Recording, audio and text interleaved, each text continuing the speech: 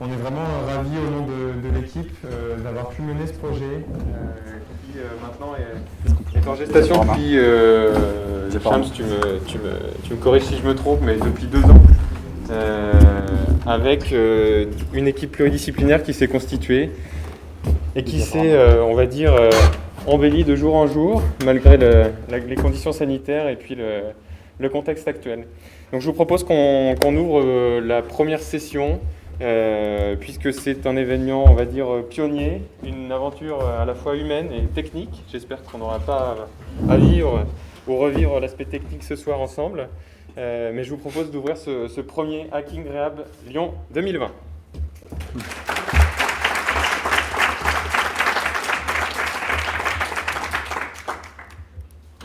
Donc, je me présente avant de présenter le jury. Je suis Hugo Bessaguet, je suis interne en médecine physique et réadaptation. Et c'est moi qui vais avoir l'honneur de présider cette conférence ce soir. Et je vais tout de suite introduire le jury. Alors certains seront en distanciel, d'autres nous font le plaisir d'être ce soir parmi nous. Donc parmi le jury, on va les afficher, vous les avez derrière nous. Pauline Ali, qui est médecin en rééducation à Angers et qui représente l'association des jeunes en médecine et réadaptation. Vance Bergeron, qui est avec nous en distanciel. Vance Bergeron est chercheur en physique, plus d'une centaine de publications à son actif, plus de 40 brevets, directeur de recherche au laboratoire de physique de l'ENS de Lyon, médaille de l'innovation CNRS en 2019, cofondateur de l'association ANTS et de la start-up Courage. François Blanchardon, qui nous fait l'honneur de sa présence. François Blanchardon est donc président de France Asso Santé Rhône-Alpes, également impliqué dans les instances des hospices civils de Lyon. Avec nous également ce soir, et depuis longtemps déjà, M. Gérald Conté, qui représente le cluster iCare, qui est manager du iCare Lab et également leader du Hacking Health Lyon. Isabelle Lafont parmi nous également, qui est la présidente de la Société française de médecine et de rééducation, et également représentante ce soir de l'Institut fédératif de ressources et de recherche sur le handicap. En distanciel, Christelle Ponce, qui est médecin de rééducation, plutôt orientée sur la pédiatrie, et qui représente la Société française, francophone plutôt, de médecine physique et de réadaptation, d'études et de recherche sur les handicaps de l'enfant. Et également Thérèse Rabatel, ex-adjointe à la mairie de Lyon, avec 2 mandats à son actif, déléguée à l'égalité femmes et hommes et aux personnes en situation de handicap. Voilà pour l'introduction du jury. On peut les applaudir effectivement. Sans plus attendre, je pense qu'on peut passer aux présentations des projets. On est vraiment ravis d'avoir eu 5 équipes qui composaient, des équipes pluridisciplinaires qui se sont constituées en un éclair, et on en est vraiment fiers. Il y a beaucoup de rimes ce soir. Et on va passer le micro à l'équipe SonoViewer, qui eux sont là, qui vont nous faciliter la technique et qui vont improviser un peu en avance. Messieurs, c'est à vous.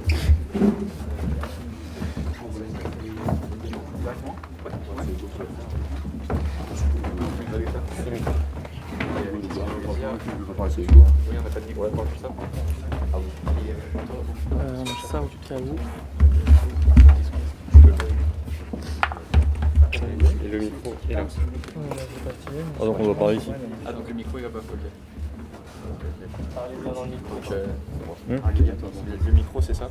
C'est celui-là. Ah, c'est la forme, Ouais, c'est surtout pour les gens qui sont en distanciel en fait. Pour les personnes qui sont en distanciel, on passe directement à la deuxième présentation Et du coup, faut parler dans le micro là. avec l'équipe SonoViewer qui va nous présenter son projet. Ah, moi je suis à la fin. Les chaises musicales. On va y arriver.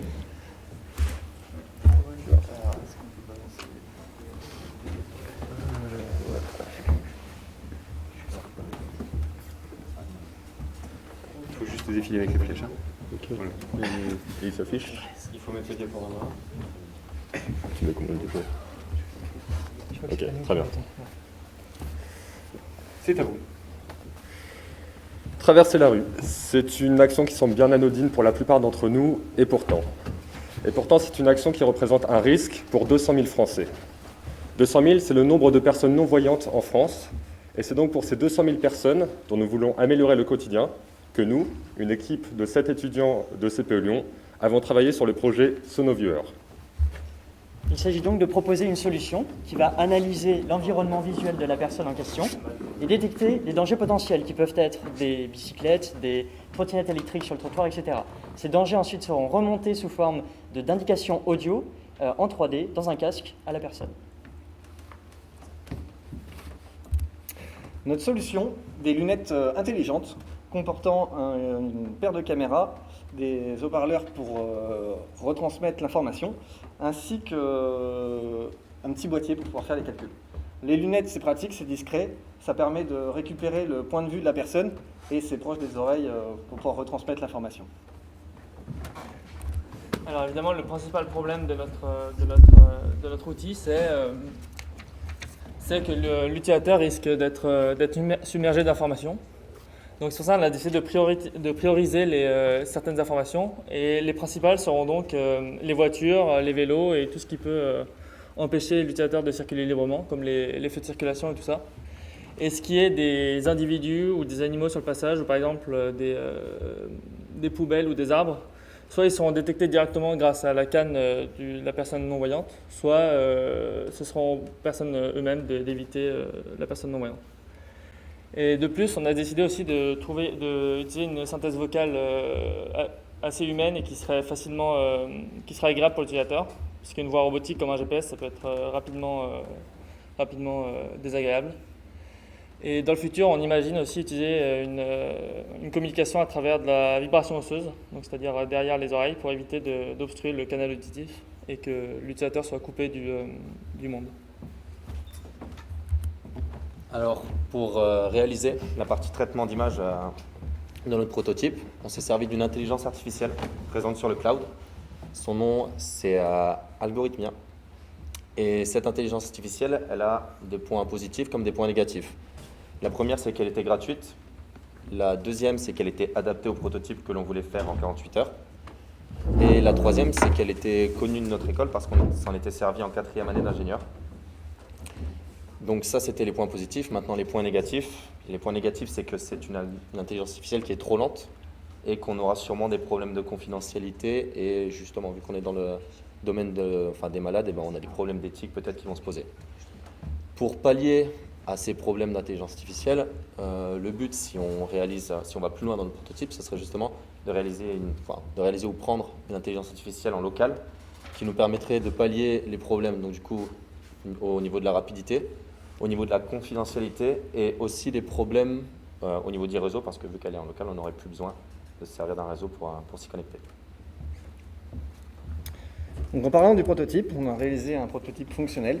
On ne peut pas vous le montrer là parce qu'on ne peut pas le montrer sur le WebEx, question d'équité. Donc le principe de son fonctionnement est suivant, on capture une image, juste ici. Cette image, on l'envoie à notre IA qui fait un traitement. Ce traitement, le voici, il nous renvoie la dénomination de l'objet ou de la personne, donc une personne, ici les chaises, ainsi que leur position. Une fois qu'on a ces informations, on peut faire une transcription vocale, ici une personne à gauche, une personne au milieu et une chaise à droite. Donc maintenant, si on parle de lancer le projet en tant que tel, on a étudié deux voies. Donc deux voies possibles. La première, c'est créer notre propre marque et étudier le système de lunettes en lui-même et une application mobile. Donc à ce moment-là, on aurait la main mise sur tout ce qui est autonomie des lunettes notamment, mais ça, en termes de coût de recherche et développement, c'est un supplément. Alors la deuxième solution, c'est de se baser sur des partenariats, c'est-à-dire qu'on va aller chercher des entreprises qui créent déjà elles-mêmes des lunettes intelligentes et on va leur apporter notre spécialité qui est l'application IA sur téléphone. Donc en étudiant ces deux voies, on se rapportait sur la première, car la seconde est en lien avec le marché, et si le marché ne décolle pas, on sera sans partenaire, et donc on ne pourra pas démarrer tout court. Ensuite, nous avons dû analyser la concurrence. Donc, nous savons qu'il existe déjà un produit similaire qui s'appelle Panda Guide, qui a été développé en France. Et c'est cet objet qui se place autour du cou. On peut voir que son prix est élevé, quasiment 900 €. Aussi, cet objet ne présente pas d'interface sur smartphone et c'est une solution qui est à base de vibration et non pas sonore comme notre projet. Ensuite, nous avons essayé d'estimer le prix de notre objet. Pour cela, on s'est inspiré des autres lunettes connectées qui existent, donc soit celles qui font du son, soit celles qui font de la capture. Et on est arrivé à un coût qui devrait approcher les 500 €. En termes d'amélioration future, à court, moyen et long terme, nous avons donc d'abord décidé, histoire de faire évoluer notre prototype, donc comme on l'a dit précédemment, d'évoluer sur une application mobile plutôt qu'un boîtier portatif, pour améliorer la qualité du traitement de flux d'informations, l'autonomie en termes de batterie. Également procéder à un système de mapping 3D qui permettrait à l'utilisateur de recréer son environnement local d'évolution sous forme virtuelle. Ainsi permettre aux données de s'effectuer plus facilement et de pouvoir personnaliser les points d'intérêt de l'utilisateur comme une boulangerie, un parc, un lieu qu'elle apprécie particulièrement. Ces lunettes peuvent également servir de prolongement aux assistants personnels numériques déjà implantés dans les différents smartphones. Une personne aveugle se déplaçant et coupée du monde étant donné qu'elle est focalisée sur son déplacement, les lunettes permettraient ainsi donc de permettre aux assistants numériques de lire les SMS ou alors de faire part des notifications présentes sur le téléphone. Et nous envisageons également de contacter l'UNADEV, donc l'Union nationale des aveugles et déficients visuels, afin de pouvoir contacter des personnes en situation de handicap, leur proposer le produit, d'avoir des retours sur ce produit et de pouvoir adapter notre solution à un cas réel. Très bien, pour conclure très rapidement, nous avons actuellement un prototype qui se fait par traitement externe et composé donc d'une paire de lunettes connectées à un boîtier qui donnera après un retour auditif via des écouteurs. Le produit actuel a une autonomie de 20 minutes, ce qui est peu, mais une des évolutions vers donc un produit final sera déjà d'augmenter cette autonomie jusqu'à 40 minutes sans étui et 12 heures avec étui, et surtout de passer à un modèle lunettes connecté en Bluetooth directement via une application mobile sur notre smartphone ou autre téléphone. Et la retranscription sonore se ferait par vibration osseuse, donc comme l'a expliqué Hugo avant, pour éviter toute obstruction du canal auditif et donc se couper du monde extérieur. Voilà pour ce qui est de notre projet. Merci de votre attention. Si vous avez des questions, n'hésitez pas. Et on pourra également vous faire une démonstration en live. Si vous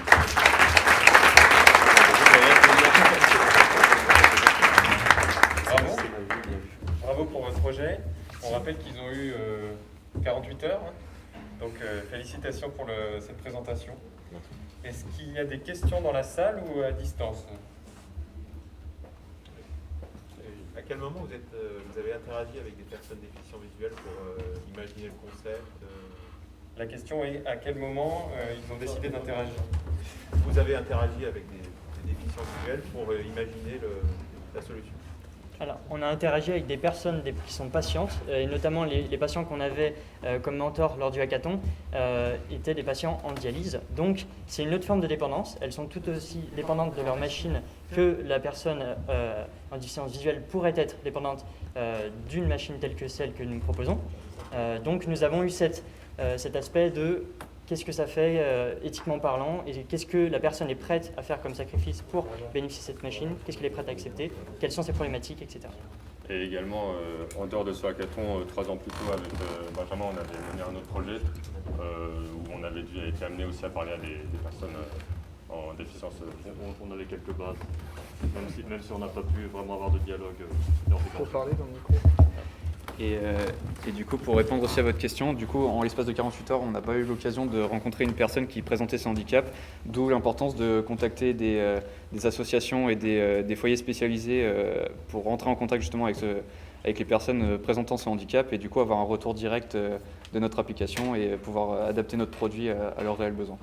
Et si je peux me permettre d'ajouter, l'idée est partie, non, c'est très très rapidement, l'idée est partie en fait d'en discutant avec ma grand-mère qui a, elle, sa sœur, qui a une déficience visuelle qui est très âgée et qui, dans son appartement, elle n'a pas de problème parce qu'elle connaît son appartement par cœur. Par contre, quand elle se déplace dans la rue, elle a des problèmes. Donc l'idée était partie de là à la base. En réalité, heureusement que les grands-mères sont là. Exactement.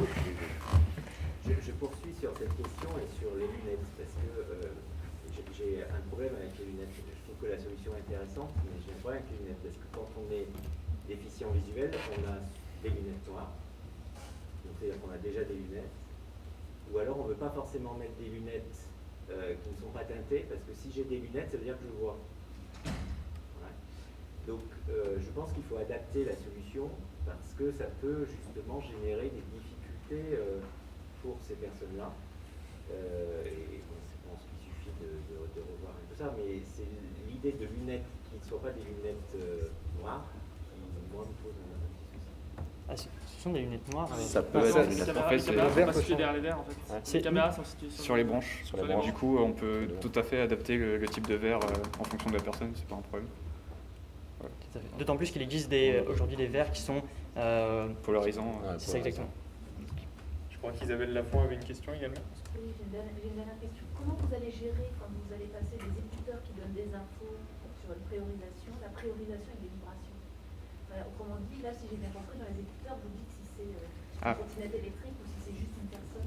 Genre les personnes en fait on les dit pas parce que les personnes sont censées éviter par elles-mêmes la personne handicapée. D'accord. A Donc vous priori. donnez que les infos urgentes, même Ouais. à travers les écouteurs. Ouais. Ouais, le but c'est vraiment. Ouais. Après on peut régler ça au moment des réglages, on peut dire en fonction de ce que la personne ressent, ce qu'elle veut elle personnellement, mais on a prévu d'éviter aux gens de ne pas donner à chaque fois qu'il y a une personne qui passe, dire il y a une personne qui passe parce que ça ferait trop d'informations. C'est quoi la différence entre ce que vous allez passer dans les écouteurs? Est-ce que vous allez passer en vibration dans un Ah, en fait, vous faites ça d'emblée, hein? Dans les deux cas, c'est de l'audio. La vibration osseuse permet de générer de l'audio au niveau des oreilles. Du coup, C'est juste qu'on ne bouge pas le conduit auditif. Parce qu'on Alors. on n'a jamais vu. En aucun cas on veut mettre des écouteurs, on n'a peut-être pas été clair, excusez-nous. Mais le but, il est vraiment important qu'on n'obstrue pas l'audition pour les personnes aveugles, parce qu'elles en auront besoin. Mais en aucun cas on veut mettre des écouteurs. Et si je peux me permettre d'ajouter, aujourd'hui il existe des solutions, notamment Bose, qui permet d'écouter de la musique à la fois en pouvant écoutant son environnement également. Donc c'est un choix, vous paramétrez sur votre smartphone, c'est très rapide. Donc il existe des solutions et on pourrait éventuellement envisager une solution comme ça. Si on peut donner la parole à Thérèse Rabatel. Oui, en fait, il existe déjà une canne qui dit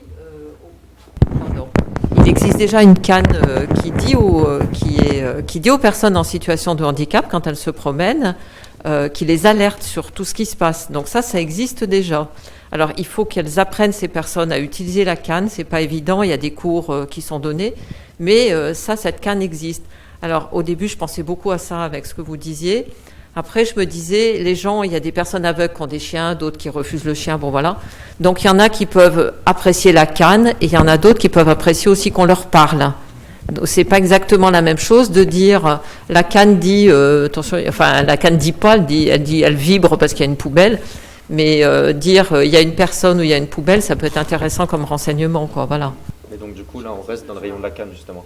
Alors que nous, notre paramètre audio, le but ce serait de voir un peu plus loin, d'avoir une détection plus loin des voitures et tout. On ne remplace pas la canne, En elle est fait, complémentaire. c'est pas vraiment une question, c'est juste pour compléter par rapport à ce que vous dites. Mais effectivement, une précision, c'est qu'on n'a pas l'ambition de se substituer à la canne. Notre projet À serait la canne plutôt... électronique, hein, c'est une canne. Oui, même à la canne Mais classique. même classique. Et le but, c'est plus d'être complémentaire avec cette canne et d'apporter d'autres informations en plus. De ce point de vue, ça peut être intéressant parce que ça peut plaire à certaines personnes d'entendre qu'il y a une personne en face d'elle et pas une voiture ou un vélo, je sais pas quoi. Voilà. Sur les feux piétons, ils n'ont pas toujours la visibilité. Il n'y a pas toujours les micros, enfin les haut-parleurs installés dessus. Et même plus, il y a une fonctionnalité clé dans notre système qui est la spatialisation audio.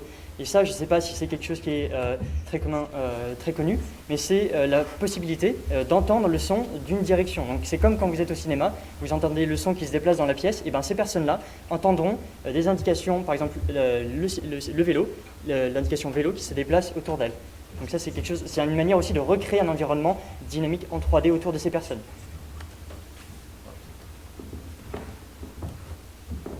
Ok. Il y a d'autres questions dans la salle ou des questions restantes? En Webex, peut-être dans le chat?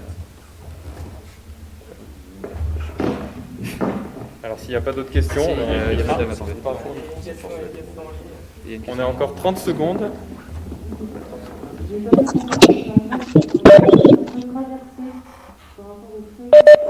Excusez-moi, j'ai une question.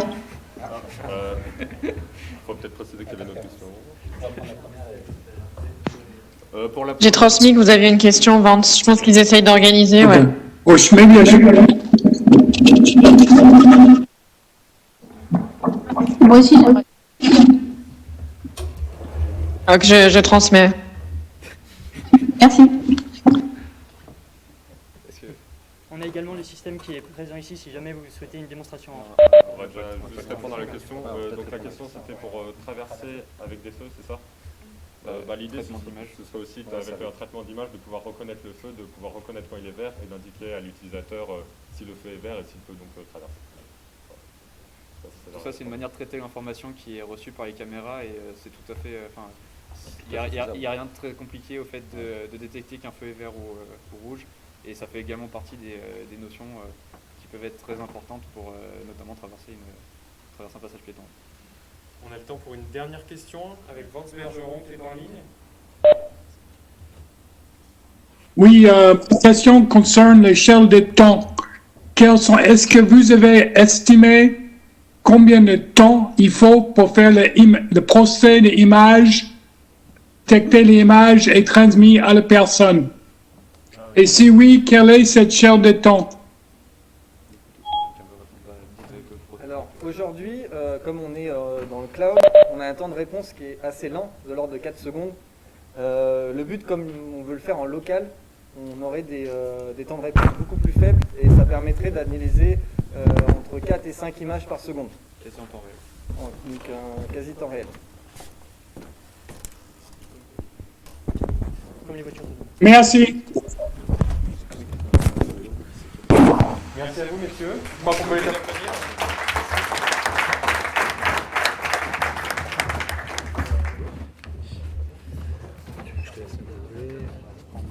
Alors, les soucis techniques venaient de notre correspondante, Cindy, mais qui va reprendre le contrôle de son ordinateur, qui était devenu un peu capricieux visiblement, et qui va nous partager sa présentation à distance.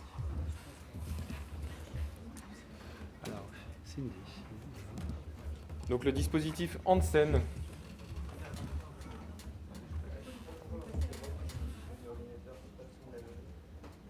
C'était pas le but. Cindy Chalabi, oui.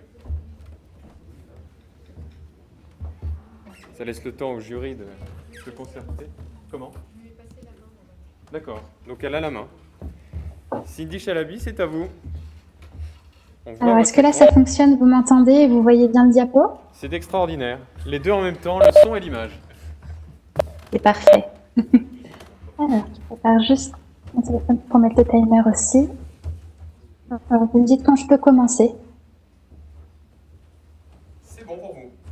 Allez-y.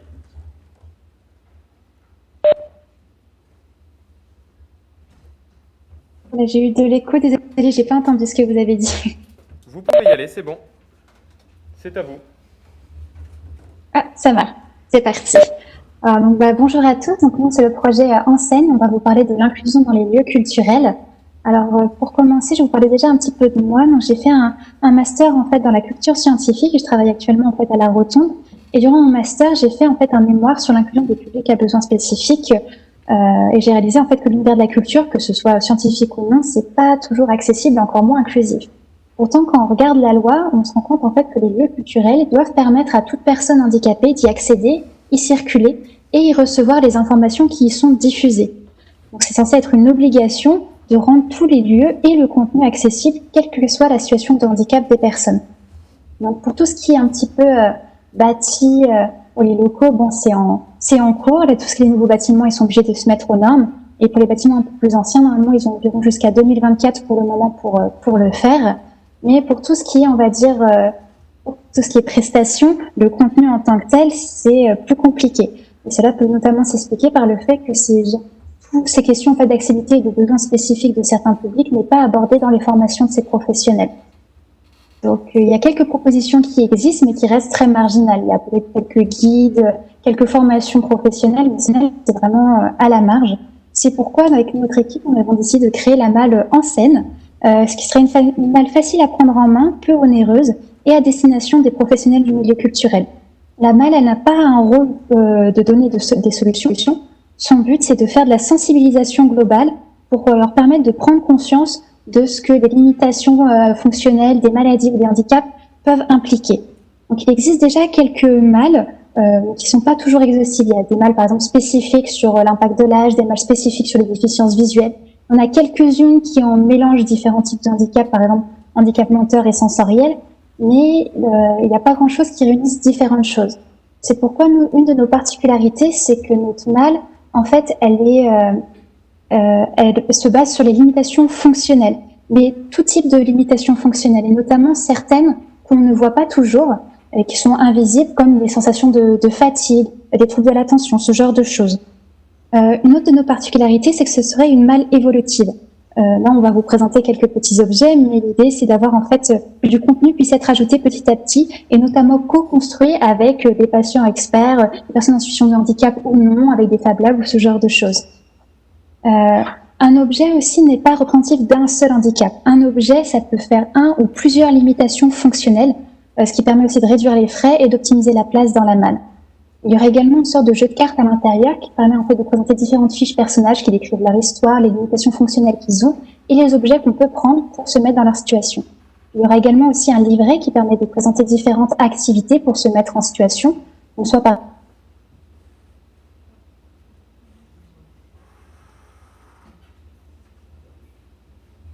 tous les membres d'un lieu culturel peuvent s'équiper de différents objets et puis ensuite ils réalisent un atelier par position et ensuite ils groupent ensemble. Aussi, on peut créer des binômes. Par exemple, une personne qui a des limitations fonctionnelles à cause des objets et une personne qui n'en a pas et qui est en fait dans le rôle d'aidant et qui se retrouve du coup avec la charge mentale de devoir s'occuper de cette deuxième personne. Enfin, on aura aussi des liens vers des ressources pour aller plus loin pour les personnes qui le souhaitent. Alors, les objets qu'il peut y avoir, donc il peut y avoir des objets très simples comme par exemple un petit timer qui peut en fait du coup induire des troubles obsessionnels compulsifs ou des troubles de l'attention. Par exemple, toutes les 3 minutes, dès que ça sonne, vous devez aller vous laver les mains, vous devez réciter l'alphabet à l'envers dans votre tête, ce genre de choses.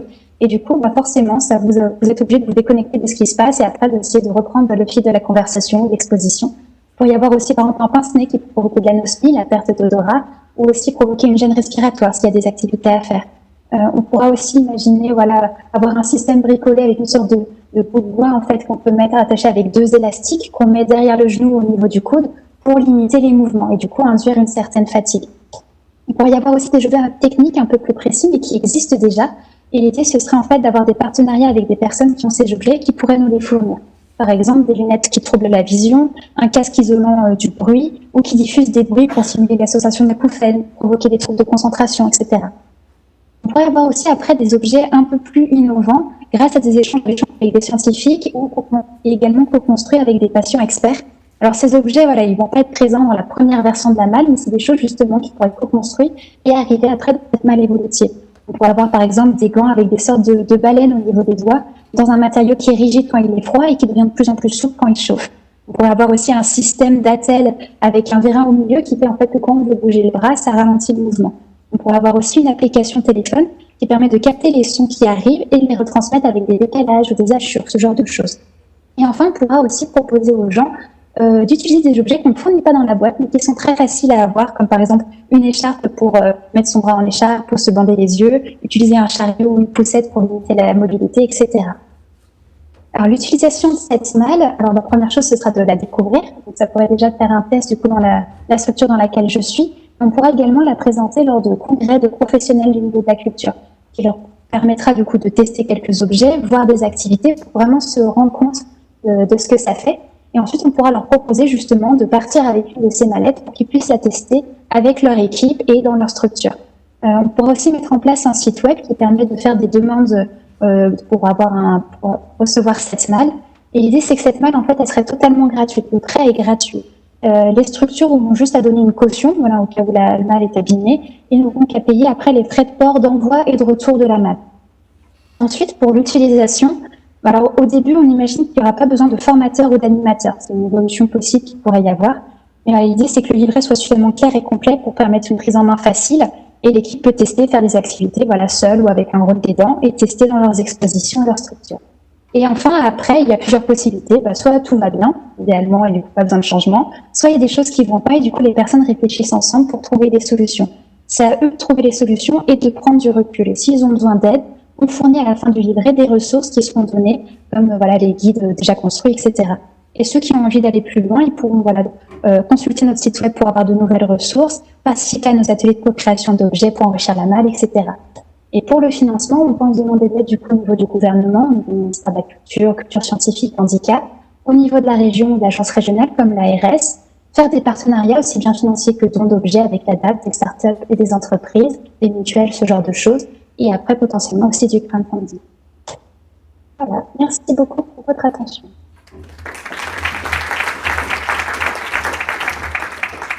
Merci beaucoup Cindy. Est-ce qu'il y a des questions en distanciel pour commencer? Est-ce que les jurys distanciels ont des questions ou des intervenants autres?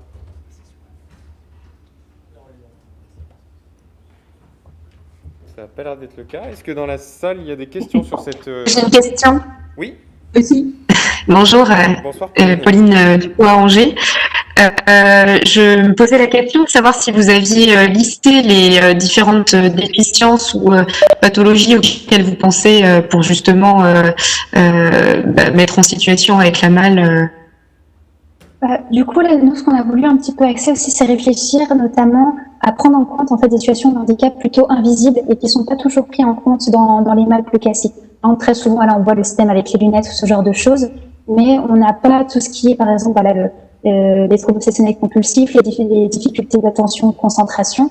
Donc, on est plutôt parti sur ça, justement, de trouver des petits objets pour simuler ce genre de choses. Et après, en fait, l'idée, on n'a pas fait quelque chose d'exhaustif parce qu'on savait que cette malle, surtout en première version, elle ne pourrait pas être exhaustive, c'était pas possible. Donc, on est juste parti sur les choses qu'on a discuté notamment en fait avec Aziz Aberman, qui était un patient expert qui était là hier et qui est dialysé. Il nous racontait justement que lui, ce dont il souffre beaucoup, c'est beaucoup de fatigue et des difficultés au niveau des articulations. Donc du coup, on a essayé de réfléchir à des objets, notamment le gant qui au début est rigide et devient de plus en plus souple. C'est une idée qu'on a eue justement en échangeant avec Aziz Aberman. Et l'idée, ce sera après de co-construire, finalement, d'aller à la rencontre de ces patients lors d'ateliers de co-construction, dans des Fab Labs ou ce genre de choses, et en fait de s'adapter aussi aux besoins des publics et des structures. Par exemple, si dans une ville, je sais pas, je dis ça complètement au hasard, mais si à Saint-Étienne, c'est principalement des personnes justement qui ont des déficits de l'attention, du coup, on va essayer de voir des objets qui sont plus dédiés aux déficits de l'attention. Si notre ville, c'est visuel, on fera plus visuel, ce genre de choses. Ça peut s'adapter vraiment aussi aux structures. Merci.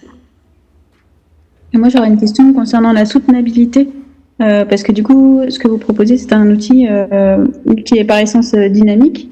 Donc, ça veut dire qu'il faut qu'il y ait des personnes qui l'enrichissent, il faut qu'il y ait une maintenance du site web. Donc, du coup, les appels à projets initiaux, ça peut être un modèle, mais comment vous envisagez justement cet enrichissement, ce renouvellement, ce maintien du site web sur, on va dire, une démarche à long terme? Ce qu'on avait abordé, du coup, vu que la malle, du coup, c'est quelque chose qu'on voudrait quand même, on tient à ce que ça reste quand même idéalement gratuit le plus possible, qui est juste les frais de port. Donc, ce serait principalement des bénévoles, des personnes, soit des personnes qui sont dans le milieu de la culture, soit des personnes, des associations aussi de personnes en situation de handicap, ce genre de choses, d'échanger avec eux, et que ce soit principalement du bénévolat pour, par exemple, maintenir le site, voir ce genre de choses, et proposer, par exemple, des ateliers, plus ou moins fréquemment en fonction des possibilités des gens et à s'adapter. Merci.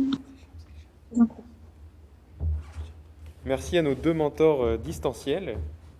On a la chance de voir démasquer en plus. C'est assez rare maintenant. Est-ce qu'il y a des questions dans la salle? Professeur Lafont, on va lui passer le micro.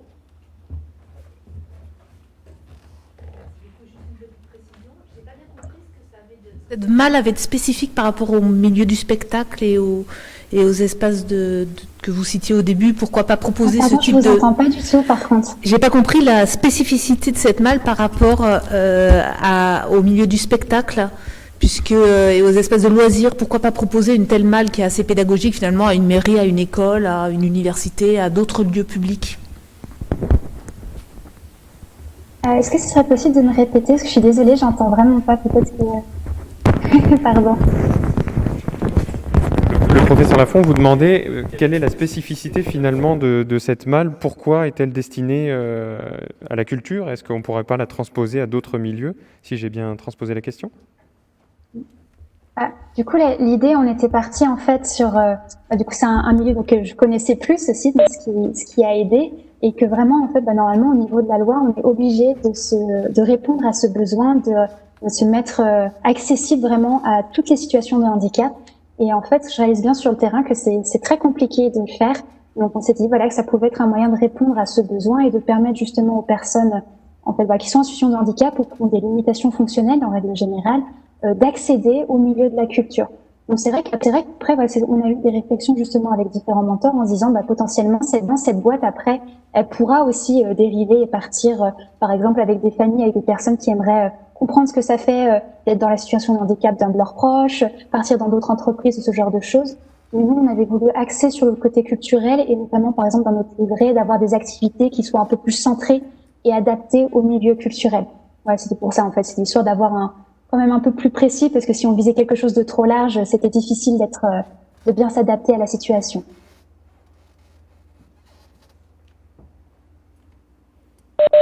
D'accord, merci.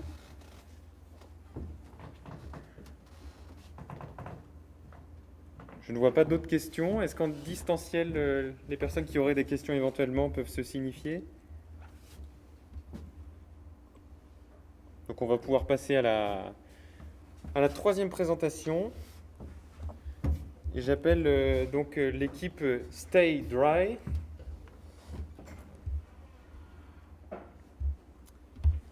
Qui vont nous présenter leur dispositif et la conception d'un dispositif de détection de fuite liquidienne en milieu hospitalier. Je vous demanderai de parler dans le micro qui est ici. Ouais. On laisse nos amis de Stay Dry s'installer. Et c'est à vous. C'est le micro. Le micro est là. Et le diapo ici. Et je lancerai la vidéo. D'accord, quand c'est bon. Vas-y, tu peux y aller. Donc, bonjour à tous. Donc, nous sommes une équipe composée de 6 ingénieurs. Monsieur Monin qui est patient et moi-même, Ahmed Allan, qui suis interne en rééducation. Donc on vient vous présenter un dispositif qui s'appelle le Stay Dry de détection d'humidité dans les services pour détecter les fuites liquidiennes. Donc ce projet commence avec un patient, un enfant qui est hospitalisé en rééducation pédiatrique qui s'appelle Valentin, qui a une maladie qui a déformé un de ses os, qui a eu besoin d'une chirurgie avec des fixateurs externes, des broches qui sont fixées à l'extérieur du patient et qui plongent à travers la peau dans l'os. Le problème, c'est que Valentin, il fait pipi au lit et donc chaque soir, il inonde son fixateur et donc se met en danger du fait des macérations et des risques de contamination bactérienne. Des patients comme Valentin, il y en a beaucoup autour de nous, que ce soit dans les EHPAD, des patients âgés qui passent des nuits dans les selles ou dans les urines, puisqu'ils ne pensent pas forcément à appeler les équipes soignantes, dans les services de rééducation, dans les services de pédiatrie. La solution actuelle à l'hôpital, il n'y en a qu'une seule qui existe vraiment pour détecter l'humidité, ça s'appelle le Pipi Stop. Et c'est un dispositif qui a été conçu initialement pour les personnes, pour les parents à domicile, avec un capteur d'humidité dans le caleçon, un vibreur qui sonne au niveau chez l'enfant et qui n'alerte pas forcément les parents. Et ce dispositif n'est absolument pas conçu pour les milieux hospitaliers. Il ne va pas aller en salle de soins prévenir les infirmières. Et puis, il n'a jamais été testé également sur des pansements ou d'autres liquides. Donc, le sens du projet que l'on porte, donc c'est une idée de M. Gautron, qui est chef de service du MPR pédiatrique. Donc, son idée serait d'avoir un boîtier qui serait disposé dans la salle de soins des infirmières, qui centraliserait des informations qui seraient livrées par différents capteurs. Donc, bon, là, c'est vraiment à l'état de prototype, mais on aurait un boîtier... on parlera sur la technique après, mais on aurait un boîtier qui serait clipsé sur le patient, un capteur qu'on placerait soit dans le caleçon, soit devant un pansement, et qui enverrait l'information donc au boîtier central, qui avertirait les infirmières s'il y a une variation trop importante d'humidité. Pour l'aspect technique, donc, Alors concrètement, ce qu'on aimerait faire à l'hôpital, c'est que dans chaque chambre où il y a un patient qui a besoin d'un dispositif tel que celui-là, on placerait un capteur au niveau de ses sous-vêtements du coup. Et ce capteur serait relié à un ensemble de microcontrôleurs et d'émetteurs, tout ça dans un boîtier. Ça enverrait des informations à un PC central situé en salle de soins. Donc les infirmières et les infirmiers pourraient avoir accès à l'état des capteurs en temps réel. Et dès qu'un capteur serait trop humide, une alarme se déclenche autant dans la chambre que dans la salle de soins. Voilà. Et au niveau de la technologie, donc on utiliserait une technologie de radiofréquence. On utiliserait aussi un capteur d'humidité et des microcontrôleurs. Et pour 10 patients à l'hôpital qui auraient besoin d'un dispositif, seuls les composants électroniques et les capteurs, ça coûterait environ 300 €, sans compter en compte les surcoûts et l'installation. Pour prouver... Oui, on voulait dire un mot en plus de la technique sur l'hygiène, qui est particulièrement importante en ce moment. Donc, au niveau de l'unité centrale en salle de soins, ça serait un matériel qui serait complètement désinfectable et qui de toute façon ne serait pas en contact avec les patients. Pour ce qui serait en contact avec les patients, on aurait un boîtier qui pareillement serait étanche et le câble de transmission et le capteur lui-même seraient également étanches et interchangeables s'il est contaminé par les urines ou autres. Ça serait une pièce détachée. Il y a différents... Oula, on voit plus sur le diapo. Il y a différents matériaux qu'on peut utiliser, donc on n'a pas creusé pour l'instant sur les différents plastiques, etc. Mais c'est quelque chose qui sera pris en compte par la suite. Un autre mot aussi sur l'ergonomie et la sécurité. Donc, comme je vous disais, ça serait un boîtier qui serait clipsé sur le patient. On pourrait le mettre à l'extérieur du lit également, mais à condition que le patient ne se lève pas. Première chose. Le câble serait conçu pour avoir des trajets qui ne seraient pas sur des zones d'appui pour éviter tout risque d'escarre, ainsi que le capteur. Il serait à l'extérieur du patient, donc on a fait des essais, on vous montrera par la suite, où on peut très bien le placer à l'extérieur de la couche et pas à l'intérieur, donc il n'y a aucun moment où il est en contact électrique avec le patient. Au niveau de l'équipe soignante également, on veut un design qui soit simple, ergonomique, facile à utiliser, avec simplement un bouton on-off et les technologies qui permettraient de faire des communications sans fil. Pour prouver notre concept, on a utilisé des microcontrôleurs qu'on peut piloter avec des Arduino. Donc on a placé un capteur de température et d'humidité à ces microcontrôleurs et on a relié ces différents capteurs qui seront normalement dans les salles des patients à Guillaume Bernard qui représente la salle de soins. Et ce petit microcontrôleur qui permet justement de nous notifier si jamais on a des fluctuations de température et d'humidité, on a une alarme qui sont fixées d'une part sur le côté salle de soins et d'une autre part qu'on n'a pas pu parce qu'on n'avait pas le matériel sur le côté patient. Donc les liaisons sont en Wi-Fi, comme dit précédemment, c'est une preuve de concept, on a testé. On a vu que lorsque nous mettons des liquides dans un pansement et que nous appliquons le capteur assez proche, on a une réponse du coup de notre salle de soins. On a volontairement augmenté les délais de temps pour nous permettre de bien analyser les données. Donc, normalement, en milieu hospitalier, on aura un peu plus de réponses, mais on peut voir qu'on a sur l'affichage, qui serait normalement un moniteur pour les agents, des infirmiers ou des médecins, on aura justement nos informations capitales, que ce soit l'humidité et la température, ainsi que la chambre, avec un affichage clair et direct pour être le plus simple pour les professionnels de santé. On a une petite vidéo. Il n'a pas branché Alors, visiblement, l'humidité monte dans la salle. C'est ça. Donc là, on passe à la prochaine. Vous voulez mettre la vidéo? Une courte vidéo pour vous présenter le concept qu'on a réalisé cet après-midi. Donc là, on a le temps de réponse qui montre que l'humidité a été augmentée selon une variation assez rapide, avec une augmentation là. Hop là. Là, on a un médecin qui est en train de voir un patient et qui vient d'être notifié d'une alarme dans la salle de soins. Il va aller voir dans la salle de soins quelle chambre est fermée et il va se diriger le plus rapidement possible afin de réaliser les soins adéquats. Voilà. Donc symbolisé par notre patient Nicolas. Mais quelle catastrophe! Oh non! Oh non! Le patient est traité dans des délais rapides. Et donc le plus de StageDrive par rapport à son homologue, c'est que tout d'abord les plages d'utilisation. Il vous reste 30 secondes. Plage, on a une alarme sur le capteur mais également sur le récepteur qui correspond à la salle de commande. Le prix est plus faible. Mais je pense qu'on va plutôt vous laisser parler c'est notre patient parler. En tant que patient et béotien dans l'équipe, je tenais à remercier justement ces 6 jeunes ingénieurs et ce jeune médecin. Leur dire que quoi qu'il arrive, de toute façon, ce projet sera mené à terme. Et qu'enfin, en 2 jours, j'ai vu l'équipe qui a grandi et l'équipe qui ose. En un seul mot, cette équipe est grandiose. Merci.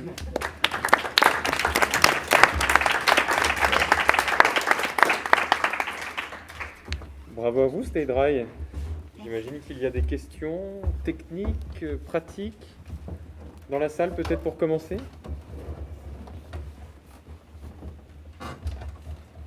L'humidité vous a laissé sans voix. Est-ce qu'on peut considérer que ça va être un dispositif médical? Est-ce qu'on peut considérer que StageDrive va être un dispositif médical?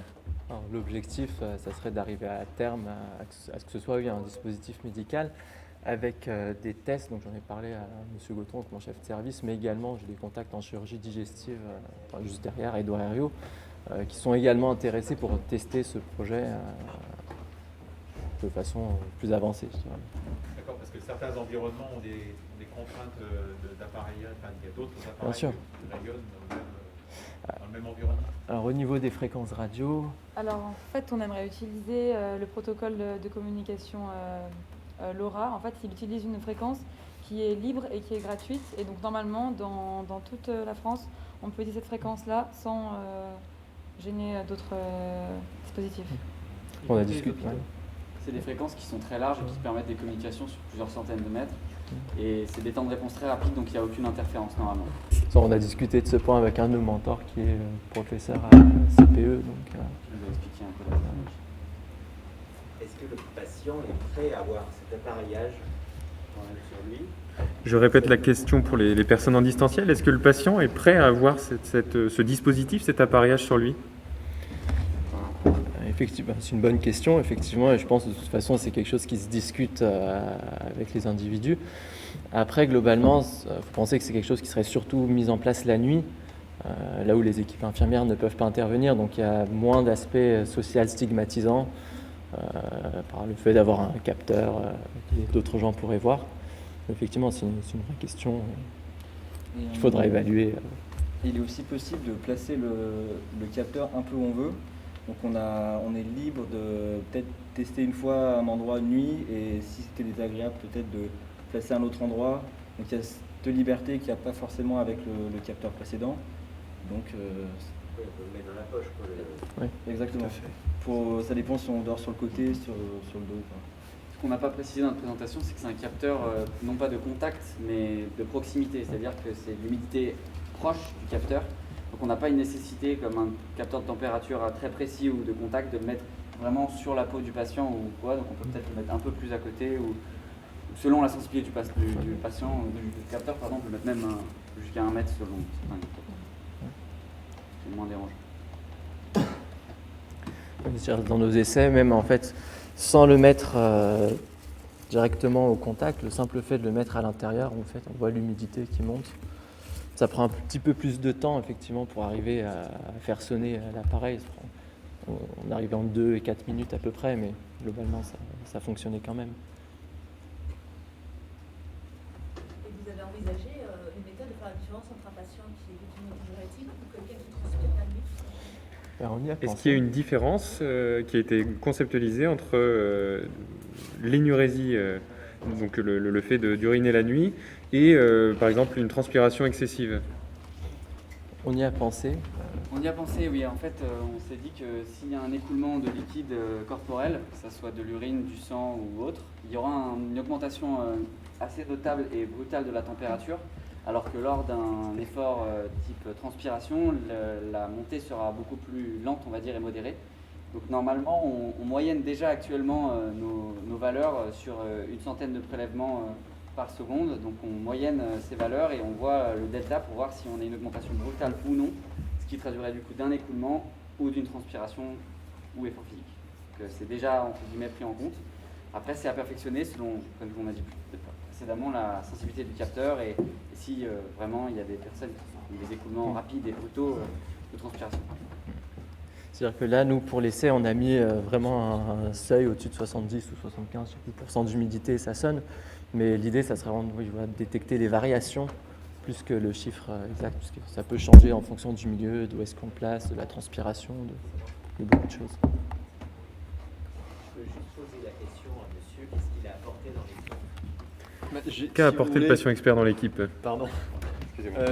Je suis potentiellement concerné par le phénomène en fait. Et c'est la raison de mon choix lundi soir lorsque les équipes ont été constituées. Voilà, tout simplement. Et pour vous, c'est une solution? Je pense, une solution intéressante et c'est vrai que le matériel qui est envisagé est un matériel qui est vraiment très petit, je ne vais pas dire minuscule, mais très petit, et qui a priori au niveau du positionnement ne pose aucune difficulté à le porter aisément la nuit. Voilà, je vous en prie. Est-ce que nos amis en distanciel ont des questions?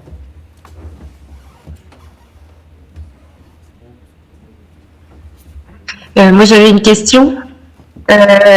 On vous écoute, Pauline. Sur quel type de... Merci.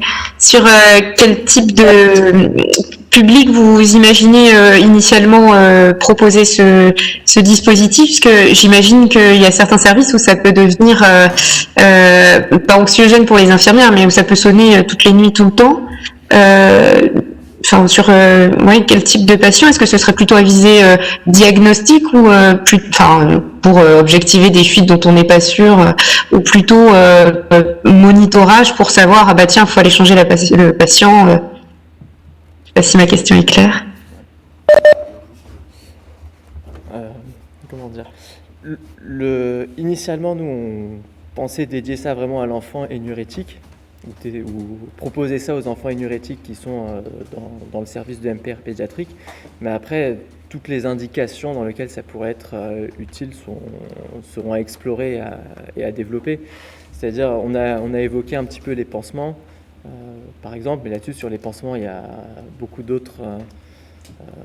beaucoup d'essais à faire en fonction du type de pansement, de la taille de la plaie, etc.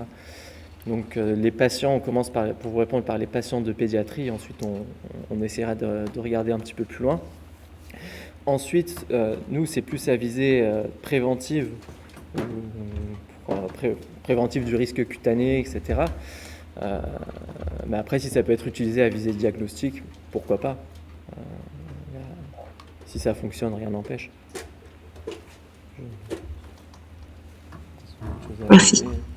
Je crois qu'on va clôturer la séance de questions. On va remercier chaleureusement l'équipe Stay Dry pour leur travail.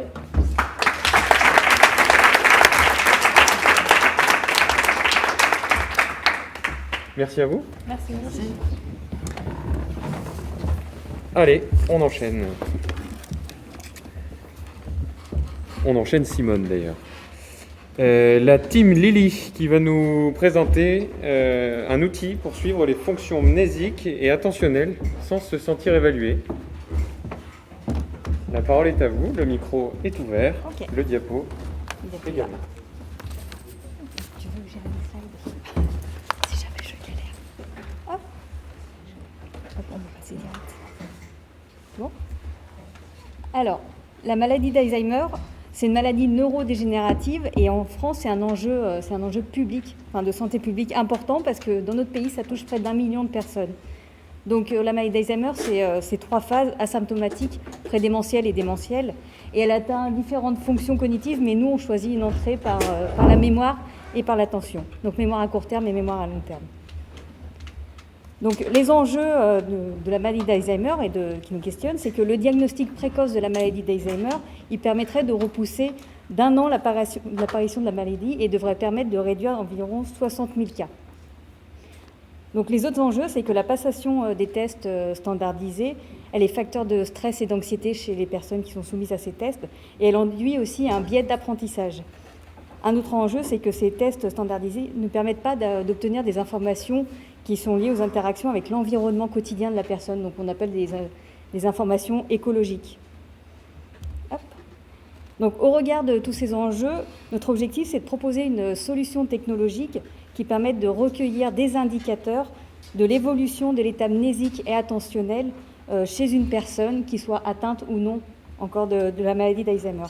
Donc les visées, c'est d'apporter des informations pertinentes et complémentaires pour aider le médecin dans son diagnostic, parce que c'est bien le médecin qui pose le diagnostic. Nous, on apporterait des données écologiques, d'alerter rapidement sur l'éventualité d'un développement de la maladie d'Alzheimer, et aussi de supprimer le stress et l'anxiété dû à la passation de l'examen et éviter des biais d'apprentissage. Donc ça, ce sont des enjeux qu'on prend en compte dans la conception.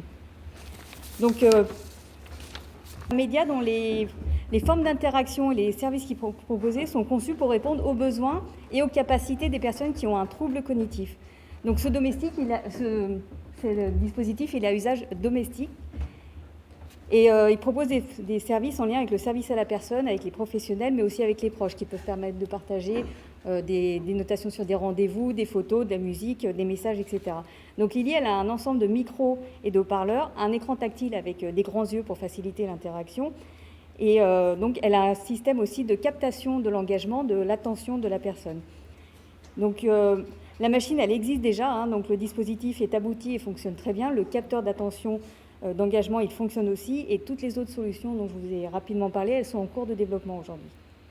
Donc les premiers tests utilisateurs, ils montrent que les personnes âgées engagent naturellement et facilement une conversation orale avec Lily et développent une forme d'attachement. Donc j'ajoute aussi que Lily échange de la façon la plus naturelle possible avec la personne. Donc ce qu'on propose, c'est d'intégrer des échanges, dans ces échanges entre Lily et l'utilisateur, d'intégrer des contenus médiatisés, donc médiatisés par le langage, donc ça peut être des questions, mais aussi par des photos, de la musique, etc., qui ont une visée de recueillir des indices d'une évolution des capacités mnésiques et attentionnelles de la personne. Donc ces échanges ou ces questions seront validés par une équipe de spécialistes de la mémoire et auront pour visée de compléter la passation des tests qui sont standardisés, par exemple MMSE ou MOCA. Donc l'objectif, c'est de proposer un suivi qui soit écologique, longitudinal, rapproché et continu pour fournir des éléments pertinents et qui seront une aide pour le médecin dans la construction de son diagnostic. Donc à quel moment Lily rentre en scène? Soit la personne âgée dispose déjà d'une Lily à la maison et ça permettrait d'alerter sur un risque potentiel, soit le diagnostic de la maladie d'Alzheimer est déjà posé. Donc comment seront construites ces contenus, ces échanges pour le suivi des troubles mnésiques et attentionnels? Donc les échanges, ils seront orientés et construits selon les types de mémoire, donc mémoire à court terme, mémoire de travail, ou selon la mémoire à long terme, donc épisodique, prospective, sémantique. Et le contenu s'appuiera principalement sur des éléments qui sont déjà transmis par les proches, les photos, les musiques, les notifications de rendez-vous par exemple. Pour éviter les biais d'apprentissage, les questions elles seront posées de façon aléatoire et selon une temporalité qu'il faudra encore déterminer. Donc ce qui sera évalué, c'est la réponse, mais c'est aussi la manière dont la réponse a été donnée par une mesure du temps de réponse, éventuellement les pertes d'attention grâce aux capteurs qui existent déjà, et des comportements non verbaux qui pourront révéler un changement de comportement. Et ce type d'indicateur, il permettra de déclencher une autre série de contenus pour vérifier cette première alerte. À titre d'exemple, merci. Donc ici, on a Catherine qui dispose déjà d'une Lily qui est atteinte de la maladie d'Alzheimer. Et aujourd'hui, c'est l'anniversaire de son petit-fils. Et Lily, elle dispose déjà de cette information. Et elle profite de cela pour poser une question qui implique la mémoire épisodique autobiographique à la personne. Donc selon la valence de la réponse et l'analyse de la manière dont est donnée la réponse, ça va orienter le prochain suivi en fait, le prochain contenu. Donc c'est une solution qui est respectueuse de la vie privée parce que ces données, elles sont utilisées pour analyser et proposer des échanges. Elles sont stockées en local sur Lily et protégées par un chiffrage dans la base. Toutes les données qui seront transmises aux médecins, elles vont transiter par un serveur en France et habiliter données de santé. Donc tout ça précède bien sûr le consentement de la personne. Les avantages, donc on s'appuie sur un dispositif Lily qui existe déjà et qui fonctionne, et aussi sur un logiciel d'analyse de l'attention qui fonctionne déjà. Des tests d'acceptabilité de la présence de Lily au domicile ont déjà été réalisés, et le contenu il sera personnalisé selon la personne, son histoire de vie, mais aussi le niveau d'évolution de la maladie. On peut passer. Donc ce qui reste aujourd'hui à développer avant l'implémentation, C'est donc implanter la fonctionnalité sur le dispositif, analyser et concevoir les fonctionnalités sur la machine, hein. Analyser aussi les choix de solutions sécurisées. D'un point de vue psycho-ergonomique, ce qui reste à faire aussi, c'est la construction du contenu de ce suivi écologique et sa validation par un comité de professionnels de la cognition, d'aidants et de patients experts.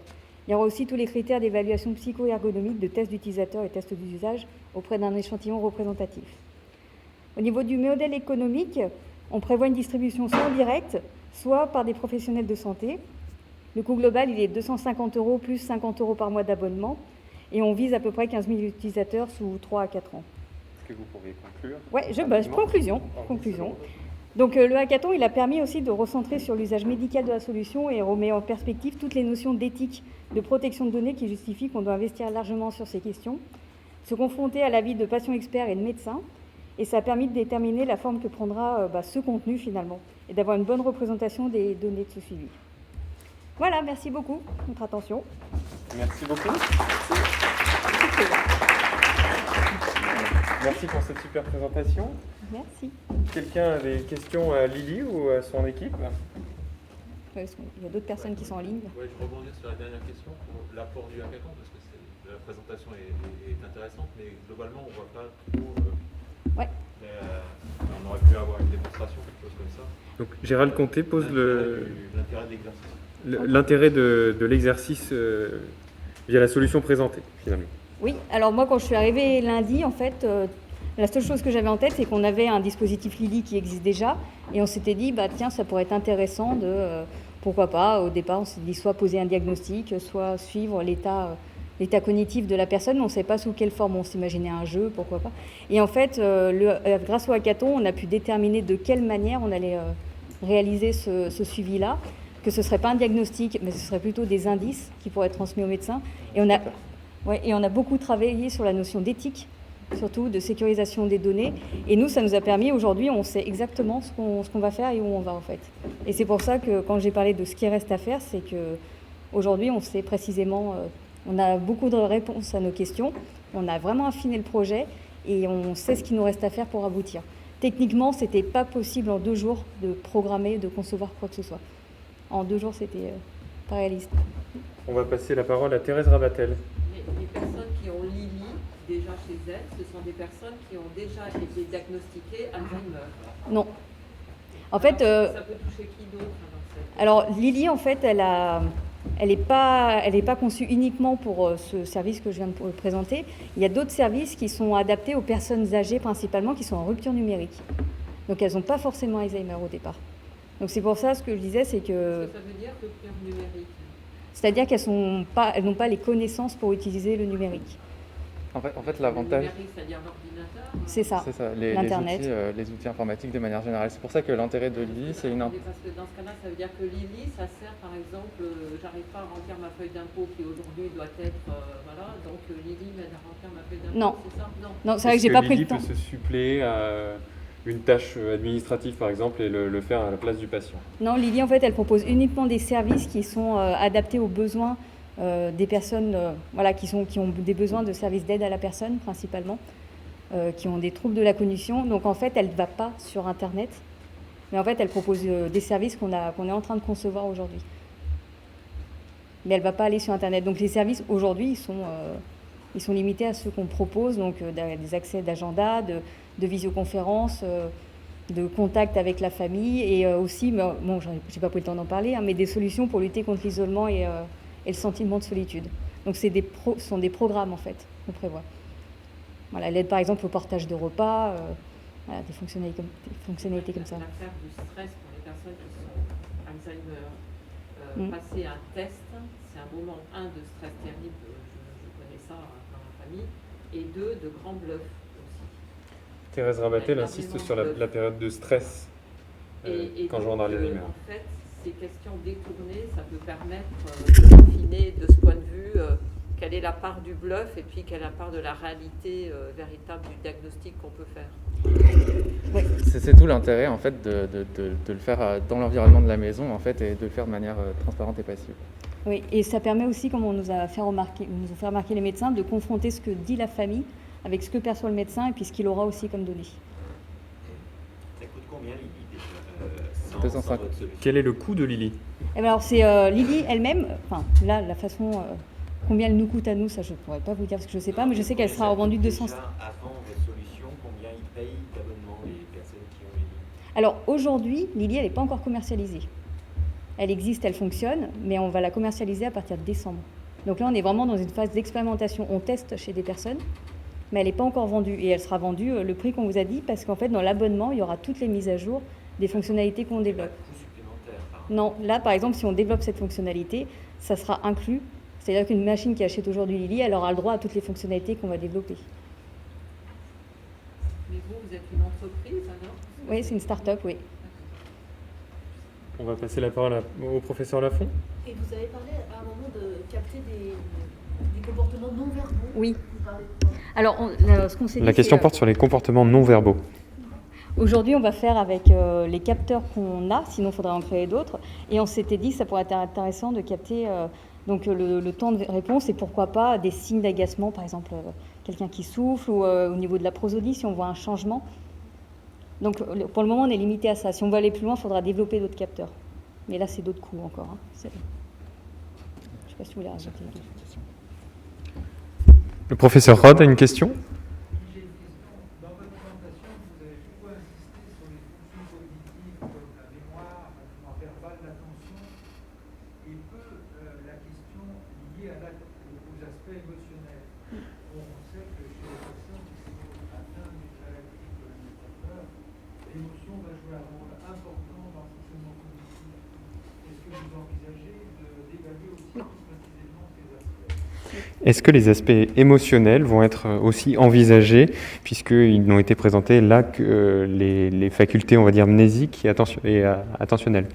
Oui, alors ça c'est quelque chose qui est prévu, alors qui ne sera pas fait par nous, mais le CHU de Saint-Étienne, avec une équipe de neurologues et de neuropsychologues, travaille aujourd'hui sur la reconnaissance faciale de l'émotion chez les personnes atteintes d'Alzheimer. Et donc nous, on attend leurs travaux pour pouvoir l'inclure dans le dispositif. On travaille un petit peu en collaboration avec eux.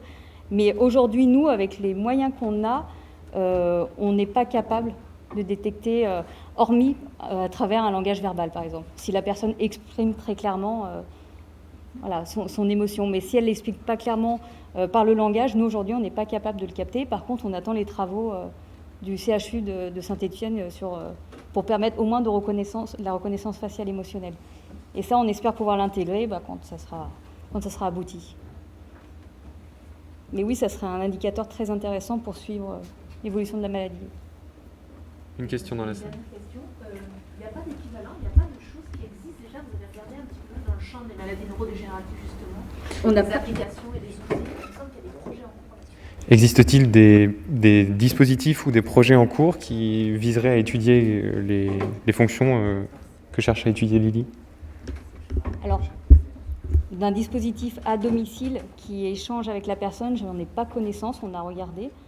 Il y a des dispositifs qui permettent des rappels pour les personnes Alzheimer, mais nous, on prend plus en compte c'est l'interaction avec la personne Alzheimer. Donc vraiment, l'interaction, l'échange, la manière de communiquer, elle est adaptée aux personnes âgées principalement, et avec des troubles cognitifs. Et ça, alors, je ne sais pas tout, mais des recherches que j'ai faites, je n'en ai pas trouvé.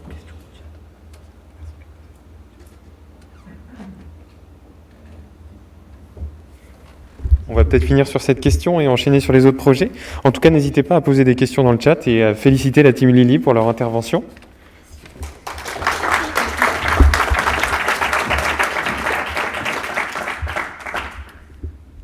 Sans plus attendre, on va passer désormais à un projet de poussette pour parents se déplaçant en fauteuil roulant manuel. Je crois que l'équipe s'appelle Pousse-Poussette, si je ne m'abuse. Alors, Pousse-Poussette, je vous pousse le micro et je vous le laisse.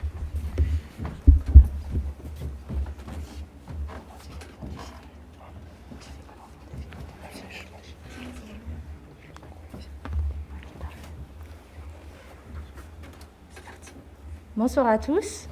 Je suis Anaëlle Debette, je suis ergothérapeute à l'hôpital Henri Gabriel, qui est un hôpital de rééducation et de réadaptation à Lyon. J'accompagne des patients du coup depuis 2 ans dans cet hôpital et j'ai eu l'occasion d'accompagner des parents en situation de handicap. Une maman notamment qui était enceinte de son deuxième enfant et qui a eu malheureusement qui a été atteinte d'une paraplégie pendant sa grossesse et qui me posait la question de savoir comment est-ce qu'elle pourrait s'occuper de ce deuxième enfant. Et notamment, elle était dans une situation financière assez précaire et de me dire je ne vais pas racheter du matériel spécifique pour cet enfant, comment je fais pour utiliser le matériel de puériculture que j'ai déjà. Un papa aussi qui est devenu papa pendant son hospitalisation, un monsieur tétraplégique, qui me disait quel va être mon rôle de papa, comment je vais faire à la maison, je ne veux pas reprendre d'activité professionnelle, j'aimerais quand même m'occuper des enfants, les emmener à l'école, à la crèche, mais je fais comment ? Voilà. Du coup, je me suis penchée sur cette question, j'ai recherché des solutions techniques et j'en ai pas trouvé beaucoup. Voilà ce qui existe, des bricolages d'usagers. Donc on voit cette maman qui a adapté un sidecar de poussette sur son fauteuil roulant, mais ce n'est pas une solution brevetée, même si elle a gagné des prix d'usagers. Elle n'est en aucun cas industrialisée ou commercialisée. Il existe aussi des poussettes spéciales pour les fauteuils, mais pas en France. C'est des systèmes suédois ou alors je ne sais plus l'autre pays. Le problème de ces aides techniques-là, c'est que du coup, il faut acheter souvent 2 poussettes, une pour le parent valide et une pour le parent en fauteuil. Et ça fait un coût important quand on sait qu'une bonne poussette, ça coûte dans les 500 €. Et ben les patients, ils disent, tant pis, je ne m'occuperai pas de mon enfant et je ne l'emmènerai pas. C'est pas grave. Voilà, c'est dommage. Et la dernière solution, c'est une solution qui a été développée par la clinique Parents Plus au Québec, qui est la solution tout en bas, là. C'est en fait 2 bras fixes qui soulèvent l'arrière d'une poussette à 3 roues. C'est un système qui est très lourd et peu mobile. Voilà. Et en plus, il nécessite l'utilisation d'un fauteuil et d'une poussette spécifique. Donc du coup, il n'est pas très reproductible, pas très utilisable. Voilà. Du coup, on s'est posé la question de savoir comment est-ce qu'on pouvait proposer à ces usagers un système qui s'adapte à la majorité des poussettes et à la majorité des fauteuils. Donc moi, je me suis déjà présentée. En plus, je suis maman du coup de 2 enfants, donc je connais bien la problématique de la parentalité et du fait de se déplacer avec ses enfants. Et je suis aussi tata d'une petite fille de 6 mois dont le papa était tétraparétique. Donc j'ai suivi de loin son parcours du combattant pour s'occuper de sa petite fille. On a aussi dans notre équipe, on a le plaisir d'avoir Loïc qui est ergothérapeute et à la base qui est dessinateur industriel, qui s'est reconverti dans l'ergothérapie et qui actuellement participe au labo Actilab à Saint-Brieuc. Il est référent technique d'un laboratoire d'imprimante 3D qui fabrique des objets à la destination des usagers. Voilà, il y a aussi Simon, qui est ingénieur en système, et Antoine, qui est étudiant au CPE, voilà, en sciences numériques et en robotique. Ils ont tous les deux une expérience dans le domaine du handicap. Et il y a aussi Sébastien, qui est docteur en mécanique à l'INSA de Lyon, et qui nous a un peu aidés en consultant. Alors la première étape de notre travail, ça a été d'établir un cahier des charges. Donc la première facette de ce cahier des charges, ça a été l'accessibilité. Donc notre but, ça a été de trouver un système qui soit facile à monter et démonter par les personnes handicapées et également qui soit adaptable à beaucoup de types de fauteuils roulants ainsi qu'une majorité de poussettes et qui soit à un coût accessible. La deuxième facette de ce cahier des charges, c'était de viser un profil type. Donc, en l'occurrence, on s'est focalisé sur les parents qui sont en fauteuil roulant manuel, donc pliable ou non pliable, et qui ont un enfant de 6 à 36 mois. La troisième facette de notre cahier des charges, ça a été le contexte d'utilisation. En l'occurrence, on s'est focalisé sur des milieux plutôt urbains, dont les principaux obstacles vont être des bateaux de trottoir, par exemple, et sur des trajets courts, comme par exemple amener son enfant à la crèche ou faire ses courses avec son enfant. Et enfin, la quatrième facette, ça a été la sécurité et la maniabilité. Donc, nous sommes assurés que ce système était bien sécure et maniable. Alors concrètement, le système que nous avons imaginé, c'est celui-ci.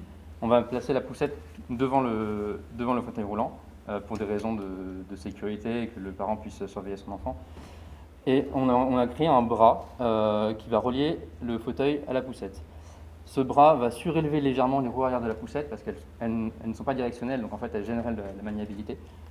Et on a mis une petite roulette pour soutenir le tout. Et donc on a le bras articulé qui va se fixer de l'autre côté au niveau du fauteuil. Si on regarde simplement le système, ça ressemble à ça. Donc en vert, en haut à gauche, on a simplement les attaches qui vont être fixées au fauteuil pendant tout le temps de la parentalité. En jaune, on va voir la poutre que le patient va pouvoir insérer lui-même sur son fauteuil. Ensuite, on va avoir le bras articulé. Donc pourquoi est-ce qu'il est articulé? C'est pour pouvoir gérer tout ce qui est différence de niveau, donc tout ce qui est aspérité de la route, ou les trottoirs, seulement les bateaux de trottoir. Et il a un deuxième avantage, c'est qu'en fait, une fois que le patient a déposé son enfant à l'école, il peut rabattre le dispositif sur ses genoux pour pas qu'il gêne la maniabilité.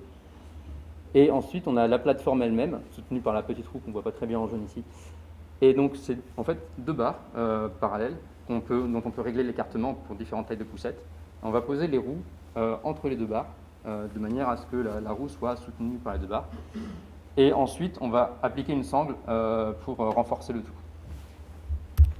Donc les points forts de notre solution, c'est que notre système il est universel et donc ça répond vraiment à un besoin puisqu'il est adaptable à une majorité de fauteuils et une majorité de poussettes. Le deuxième, c'est que pour des patients qui vont être bricoleurs, ça va pouvoir être possible de le monter soi-même. Et enfin, le montage et démontage sera possible pour des patients qui ont une mobilité et une utilisation de leurs membres supérieurs. Alors pour l'équité du taux de participation, on va dire, de chaque équipe, on va conclure sur ces images avec le dispositif qui est présenté devant vous.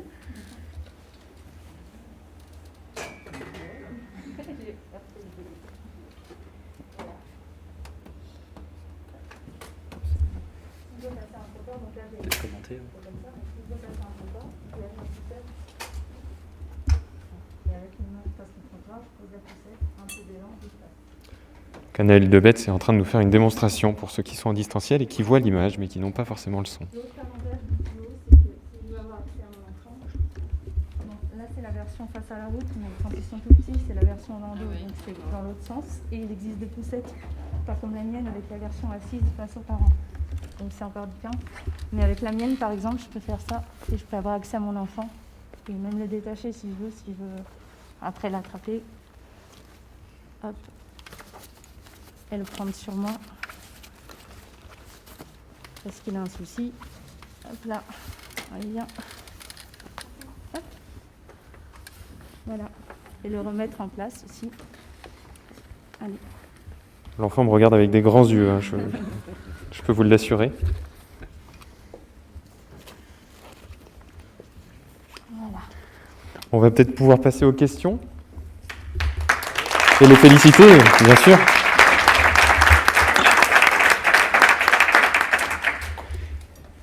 On peut peut-être commencer avec des questions en distanciel.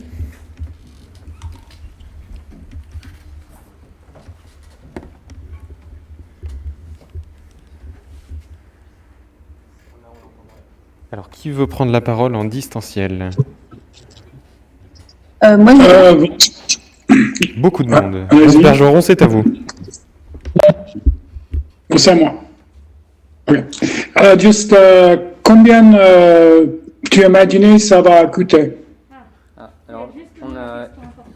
C'est justement la question importante, visiblement. Alors, on a estimé de manière assez grossière, c'est-à-dire plutôt des surestimations en termes de matériaux, etc. Sachant qu'après, il y a probablement moyen de négocier ces prix-là. Et on a estimé qu'en termes de matériaux bruts, on était à entre 100 et 110 euros. Donc après, il faudra ajouter la main-d'œuvre, les transports, etc. Mais en termes de commercialisation, au plus bas, on peut espérer 150 euros. L'idée essentielle étant qu'il fallait absolument que les dispositifs soient moins chers qu'une poussette. Sinon, à quoi bon faire une adaptation pour les poussettes du commerce? Autant faire une poussette adaptée au fauteuil. Merci. Éventuellement d'autres questions distancielles?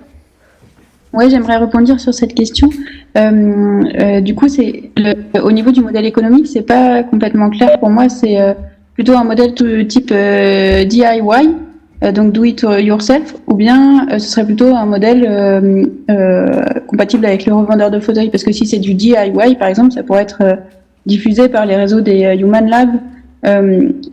Sinon, je ne sais pas à quel point ce sera facile de le revendre, enfin de faire un dispositif vendable en dispositif médical chez les revendeurs de matériel médical. Est-ce que vous avez pensé à la distribution et du coup au modèle de distribution? Et bien sûr qu'on a pensé à ça parce qu'en plus, c'est vrai que la clientèle de parents handicapés ne constitue pas non plus une masse énorme. Après, il faut savoir que les fabricants de fauteuils, en général, c'est des fabricants qui fonctionnent avec tous les pays européens. Les marques, elles sont assez généralistes suivant les pays.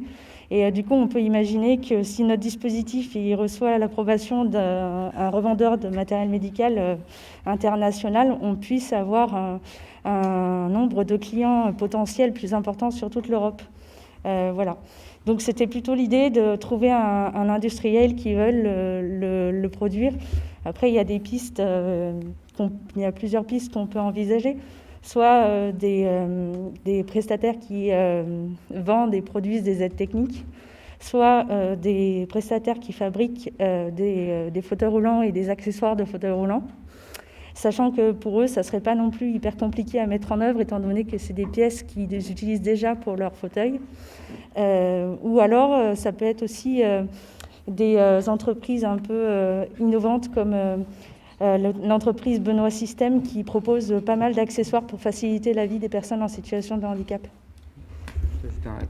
Quelque chose. On avait pensé au départ à un projet plutôt open source pour que les gens puissent le faire eux-mêmes. Le problème qu'on s'est dit, c'est que s'il fallait avoir accès à un Fab Lab, aller dans plusieurs magasins de bricolage, trouver les pièces, etc., au final, ça risquait de rebuter certains parents. Alors que là, on a passé rapidement la slide, mais en fait, ça se vend sous la forme d'un kit. Alors, la première installation est un peu plus longue, mais soit on l'a fait chez un revendeur, soit on est un peu bricoleur. Et après, par contre, ça se monte très facilement. Et aussi l'intérêt que ça s'adapte à plein de types de fauteuils et plein de types de poussettes, c'est qu'un industriel commence à y avoir un intérêt commercial. Merci. Justement, ça m'amène du coup à la question de c'est facilement montable et démontable. Quelqu'un en situation de handicap peut mettre en place seul cet appareil associé à son fauteuil et l'enlever en 5-10 minutes. Bien sûr, on a envisagé que ça pouvait être utilisable on a envisagé que ce soit utilisable par des personnes qui aient des troubles de la motricité au niveau des membres supérieurs. Cela dit, de toute façon, ça concerne les utilisateurs de fauteuils roulants manuels et déjà, ils ont par définition les compétences nécessaires pour faire ça puisqu'ils ont les compétences nécessaires pour propulser un fauteuil. Voilà. Oui, mais c'était plutôt par rapport à l'équilibre du tronc, effectivement, où la tâche, parfois, il faut une force quand même même si on peut propulser le fauteuil, oui, pour une dextérité plus fine. Tout à fait. C'est vrai que c'est pas compatible avec certains niveaux de tétraplégie. Par contre, c'est compatible avec des niveaux de tétraplégie assez bas. Pour toutes les personnes paraplégiques, c'est accessible aussi pour les personnes hémiplégiques, les personnes avec des maladies neurodégénératives ou des handicaps de naissance. Ça ne nécessite pas une grande force ni une grande dextérité pour mettre en place le système. On a essayé de le simplifier au maximum, notamment sur les accroches qui sont situées sur le fauteuil roulant. Et dans le pire des cas, si la personne elle-même a du mal à installer le système, une fois qu'il est installé, elle pourra quand même le manipuler, donc il suffit qu'elle ait un peu d'aide pour l'installer au départ et ça ira. Rapidement, alors vous avez montré la photo de la personne qui a fait elle-même son fauteuil et qui était sur le côté. Le sidecar, oui. Voilà, et vous avez décidé de faire en face.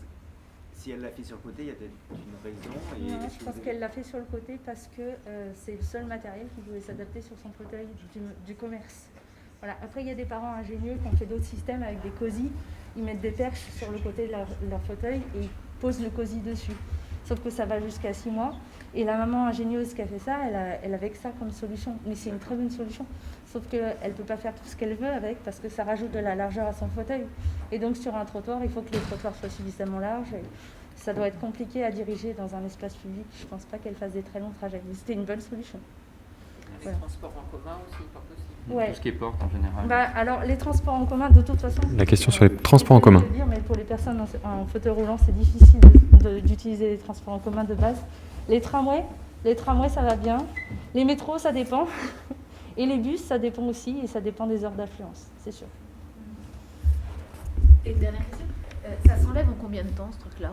Quand on arrive à la maison, on a fait la course, on a sorti le bébé, on rentre à la maison, puis on a besoin de plus avoir rien. L'idée, En combien de temps se démonte le dispositif? la poussette, on l'enlève comme ça. Il y a juste enlevé la sangle. Ça, c'est tout simple.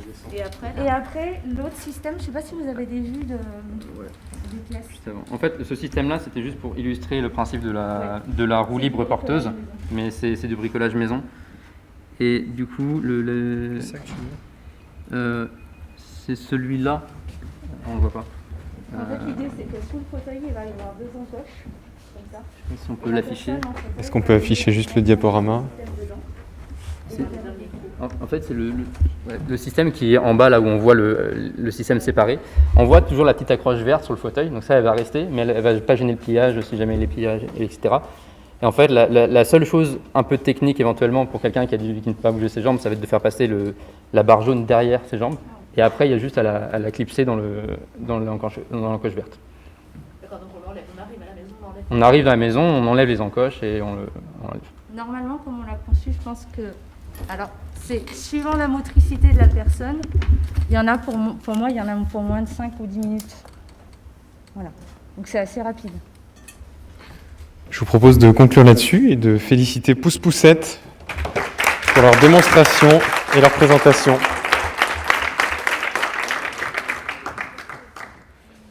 Bravo à vous, on vous laisse effectuer une marche arrière.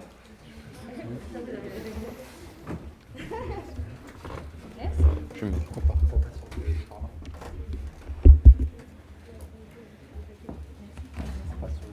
Merci à toutes et tous pour les présentations qui ont été d'une qualité exemplaire, je trouve, pour le délai imparti. En jouant en plus sur le format hybride distanciel-présentiel. Vient l'heure des remerciements. Bien sûr, on n'a pas pu faire ça seul. Donc tout d'abord, merci à nos mentors et jurys.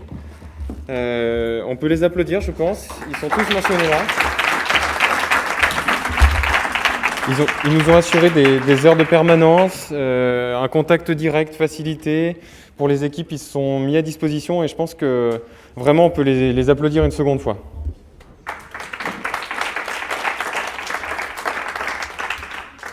On va également remercier nos partenaires que je vais détailler ici.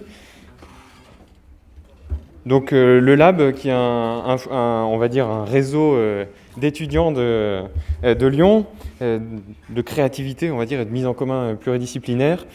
L'association des jeunes en médecine physique et réadaptation, la Fédération nationale des étudiants en kinésithérapie, le iCare Lab, représenté par Gérald Comté ce soir, la faculté de médecine de Lyon-Est, l'université Claude Bernard Lyon 1, l'ISTR, donc l'Institut des sciences et techniques de réadaptation, France Asso Santé avec François Blanchardon, l'IFRH dont représente le professeur Lafont ce soir, donc l'Institut fédératif de recherche sur le handicap, la Société francophone d'études et de recherche sur les handicaps dans l'enfance, et des écoles d'ingénieurs avec l'école des mines de Saint-Étienne, l'école CPE Lyon que vous avez vu représenter ce soir en nombre, le centre de ressources et de neurosciences et de recherche en neurosciences de Lyon, le collectif Être Parents, la clinique Parents Plus, dont on se félicite d'avoir réussi à tisser un partenariat international pour cette première édition du hackathon, les hospices civils de Lyon, le Fab Lab Aztec, qui malheureusement, on devait avoir possibilité de prototyper avec un Fab Lab, ce qui n'a pas été possible par les conditions sanitaires, mais ils nous ont apporté leur soutien. Et je crois que j'en ai terminé pour les partenaires, et cette diapo est un petit peu longue. Mais merci beaucoup à eux. Je voudrais également remercier de façon tout à fait spéciale Monsieur Blanchardon, on peut l'applaudir, pour son soutien et la voix qu'il porte pour les usagers de santé. Monsieur Gérald Comté, qui nous a suivis depuis maintenant 2 ans, suivi, épaulé, ramassé, filmé, sous toutes les coutures. Merci à vous.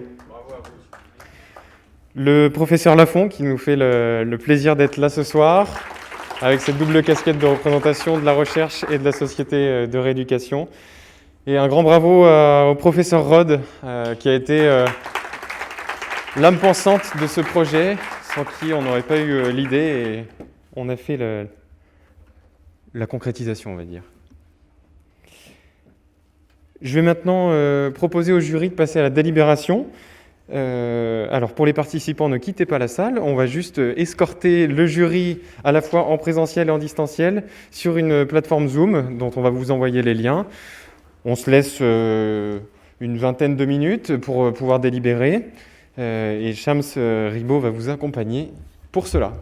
En attendant, moi, je vous ai trouvé une occupation, j'adore les questionnaires, on va faire le questionnaire de participation. Donc si vous pouvez rejoindre WooClap comme à l'inscription, hop, on va vous mettre le lien Webex dans le chat. Donc pour les participants au hackathon, et vous avez le lien et le QR code qui s'affichent dans les diapositives. Vous me dites juste quand vous êtes prêts, et je vais me connecter moi-même.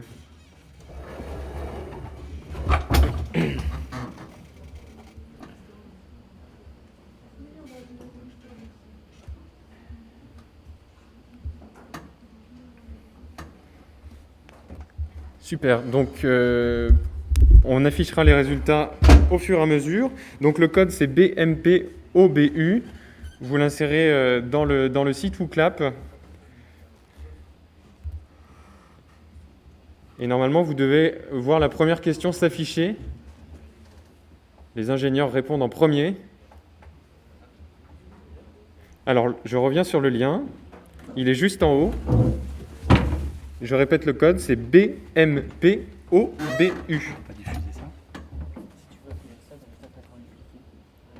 En dupliqué ici. Hein. Non ?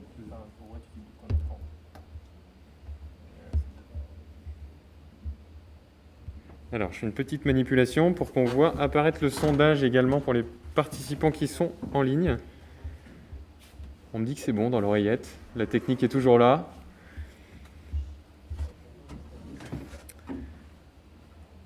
Je vois qu'il y a 15 participants. Je pense que vous étiez plus. On va attendre que tout le monde se connecte pour enchaîner aux questions suivantes. S'il y a des besoins spécifiques, n'hésitez pas à solliciter l'organisation pour qu'on vous aide à la fois dans les chats et en présentiel.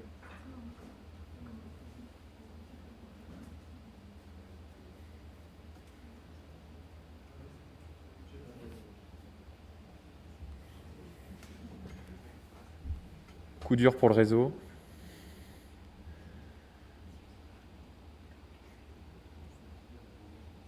Est-ce que c'est bon pour la salle déjà ? On va laisser encore un petit peu de temps pour que les gens se connectent. En tout cas, une proportion forte d'ingénieurs et on les remercie de leur participation dans des projets, on va dire, d'ordre médical. C'est ça qui fait la richesse de la pluridisciplinarité. Et c'est ce qui nous a animés dans la création et la concrétisation de ce... On ne va plus parler de projet d'ailleurs, hein, de ce Hacking Rehab Lyon 2020. 25 participants. N'hésitez pas à cliquer hein, une fois que vous voyez la réponse s'afficher. Je vois qu'il y a encore 4 participants qui nous ont rejoints.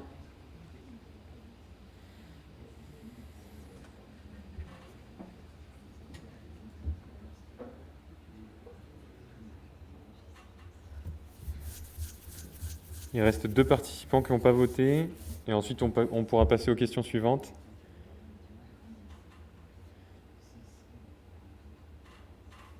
Bon, les scores ont l'air d'être figés. Je passe à la question d'après. Donc, si vous aviez répondu autre à la précédente question, je vais revenir en arrière. Il y avait 2 personnes, si elles peuvent préciser éventuellement leur champ d'activité. On va voir s'afficher ici. Assurance, ok. Hop, on va se mettre tous. Attaché de recherche clinique, entrepreneur, designer de produits, de services de santé. Ok, super. On va passer à la question suivante. Est-ce que le HRL a répondu à vos attentes ? On espère que la barre va rester ici.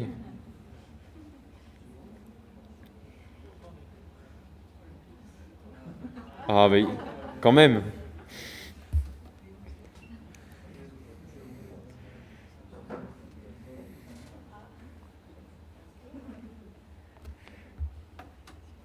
On est à 26, donc on va pouvoir passer à la question d'après. Les personnes qui ont répondu non, est-ce qu'elles peuvent nous aider éventuellement avec leur ressenti sur le hackathon et comment on peut améliorer les choses et répondre à leurs attentes?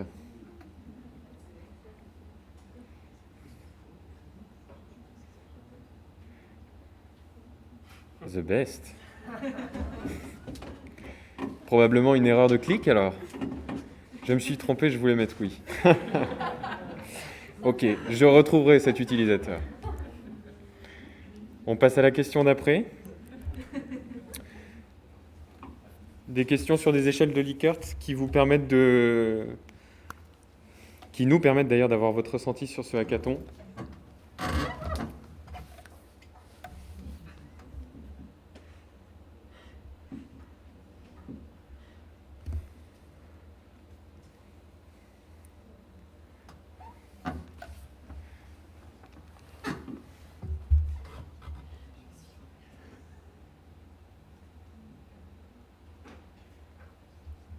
Je peux vous mettre le radar, ça sera peut-être plus graphique pour vous.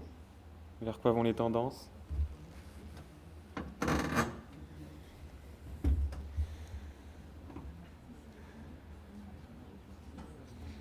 Donc vous êtes bien satisfait des interactions que vous avez pu avoir avec les mentors et l'identification des objectifs de travail des équipes, ce qui est plutôt rassurant. Et on peut se féliciter d'avoir réussi le croisement des différents mondes.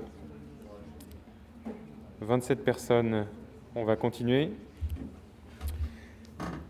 Est-ce que vous avez appris des choses? Alors ça, on l'espère.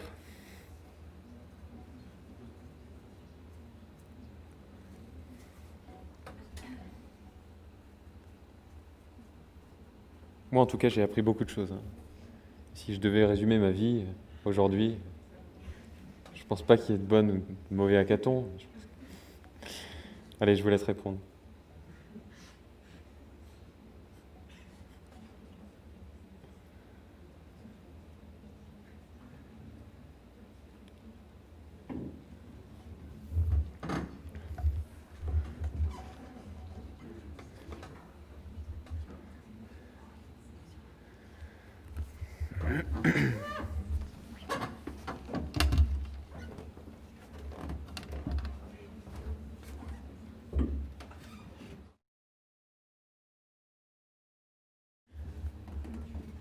On était à 27 tout à l'heure. Il ne reste plus énormément de questions, on est à la moitié. Les autres questions sont un peu plus rapides. 25, ça charge, 26.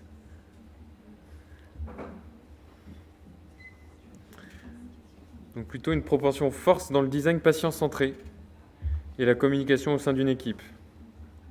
Et l'éthique en santé également. Ok.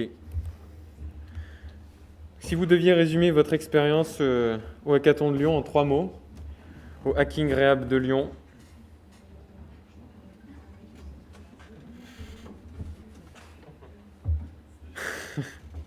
c'est d'abord des rencontres. Brillant.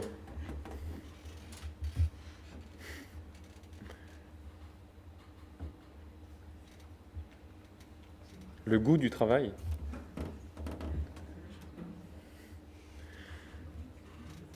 J'ai vu Pause Café. On va peut-être mettre le... McDo partage. Très bien. Découverte, collaboration internationale, aventure, super. N'hésitez pas à mettre les mots en une traite dans la grille de réponse. Voilà. 48 heures non-stop, ok. Les bases sont posées. Alors, pas SM, j'ai pas compris.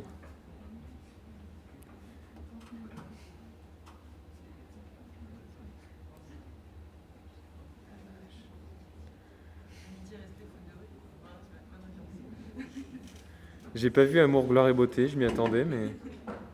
innovant, enrichissant, épuisant. On est bien d'accord avec vous. Ça permet de passer à votre ressenti à chaud sur le hackathon.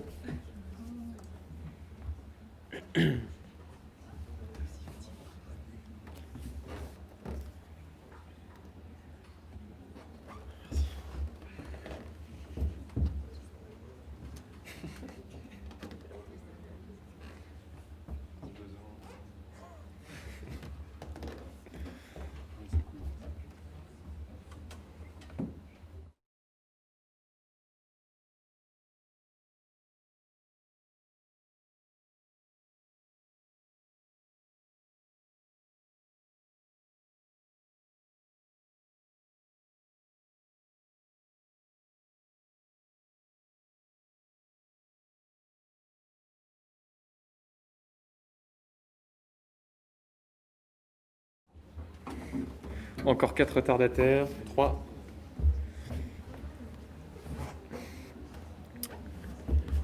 Plus confiant dans la prise de parole, ça dépend pour qui. Prêt à renouveler l'expérience, ça dépend pour qui. Aussi fatigué, bon, on voit que ça vous a demandé quand même un effort conséquent. On va passer à la question d'après. Sur les pistes d'amélioration pour ce hackathon, qu'est-ce qui vous aurait servi sur l'événement, l'organisation, la communication avant, pendant et des aspects techniques? N'hésitez pas à nous proposer des solutions. On a fait avec ce qu'on pouvait. On a composé en live devant vous, ce qui n'était pas forcément quelque chose de simple. Un jour de plus. Ok. La ponctualité, ouais. Il faudra qu'on fasse attention à ça. On essuie un petit peu les plâtres de, on va dire, cette première édition. On peut se targuer d'être un événement quand même assez innovant, puisque c'est un des premiers hackathons de rééducation et le premier de rééducation neurologique, si je ne m'abuse. Le distanciel vécu difficile. Il faudra qu'on compose avec des plateformes peut-être plus adaptées. Repas. Malheureusement, ouais, la contrainte des repas, on avait prévu des lunchbox, plein de choses pour vous, mais les conditions sanitaires n'ont pas permis de faire de livraison de repas. Si ce n'est par drone, ceux qui étaient en distanciel, mais ça, on n'a pas encore la solution. Peut-être au prochain hackathon.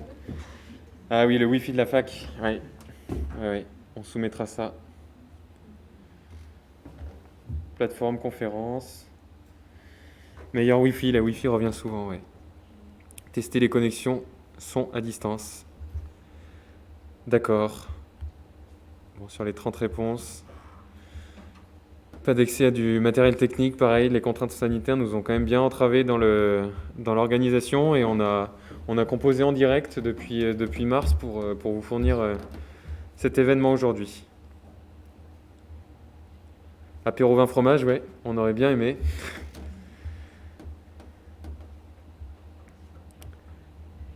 Je vous propose de continuer avec les pistes d'amélioration sur lesquelles on va insister.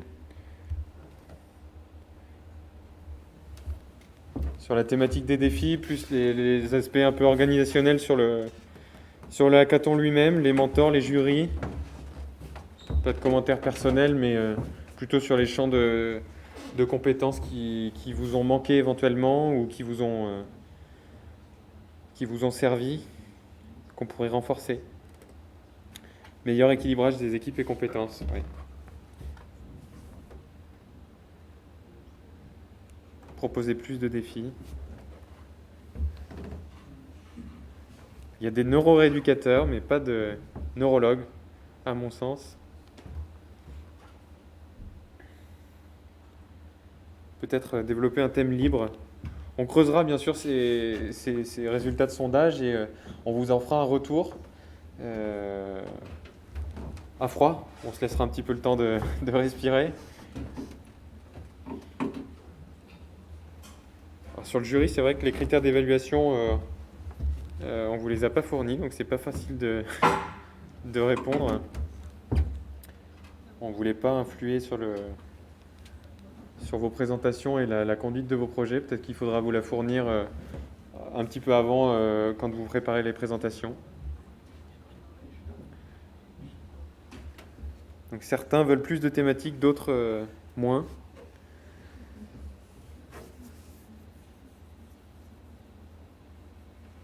Ok, d'accord. Bon, on essaiera de refaire participer les mentors de qualité. Et ils étaient tous de qualité. Donc ils vont tous reparticiper.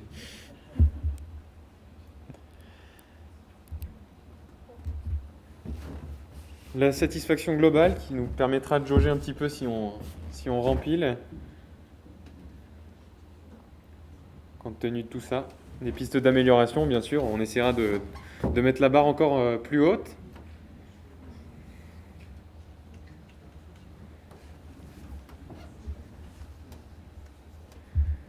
Vous êtes globalement satisfait. Est-ce que vous recommanderiez le HRL à votre réseau?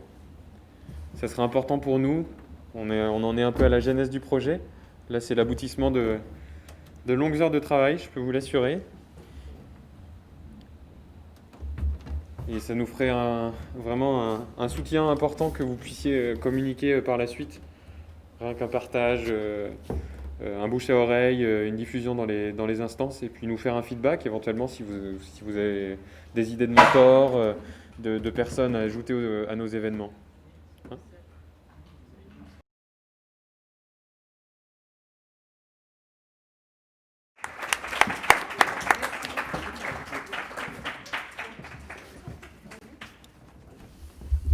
On va laisser la parole à l'équipe. J'ai juste envie de faire un petit mot pour une personne qui est dans notre équipe qui s'appelle Loïc et qui n'est pas là ce soir, qui est en Bretagne. Et on lui dédie cette victoire.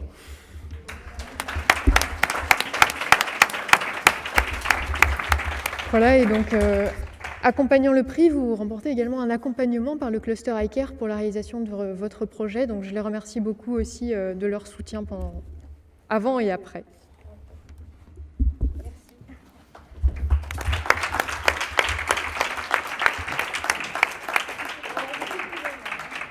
Peut-être qu'on va pouvoir accueillir le jury qui va prendre une photo avec les équipes, avec l'équipe gagnante.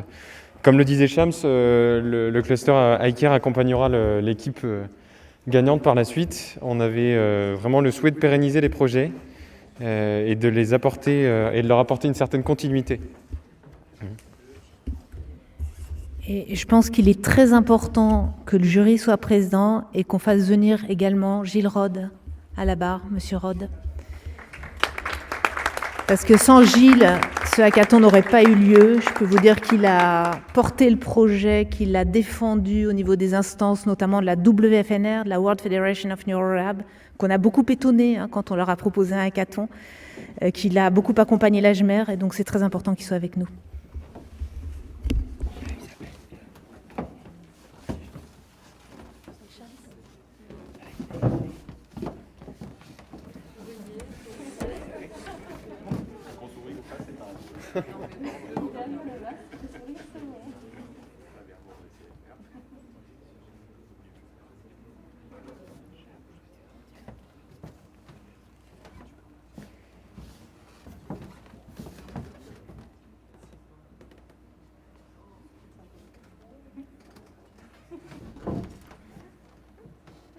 Les photos sont prises.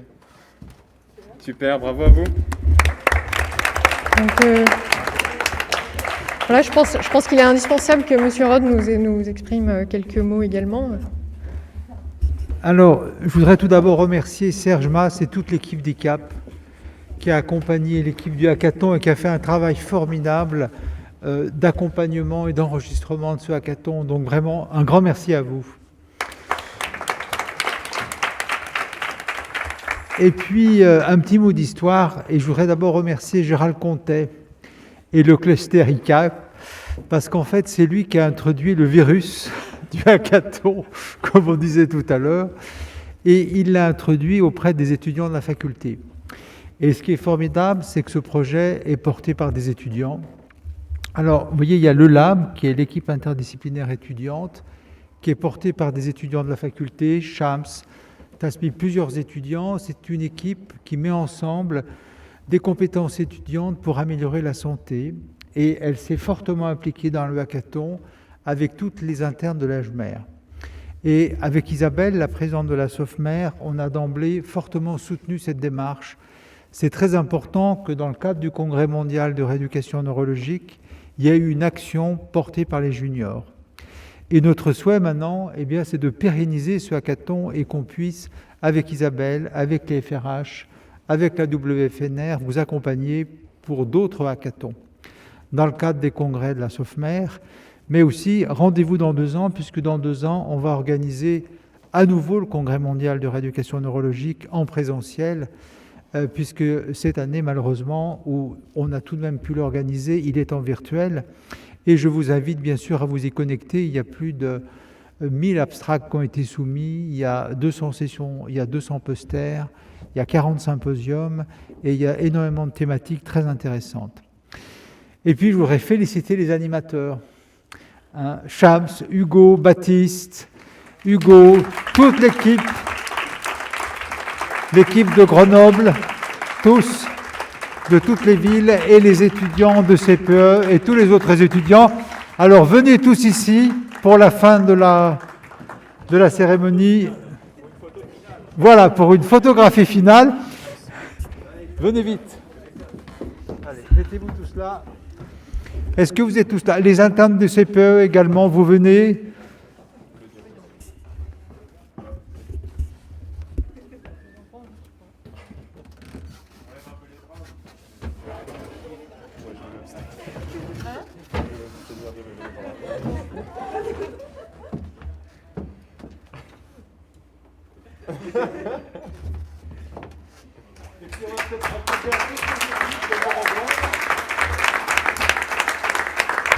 Est-ce que les équipes peuvent nous rejoindre pour une photo finale? Alors restez une ligne à 1 mètre devant, on va dire. Je vous propose de former un cordon sanitaire à 1 mètre de l'équipe, tout devant le bureau, s'il vous plaît.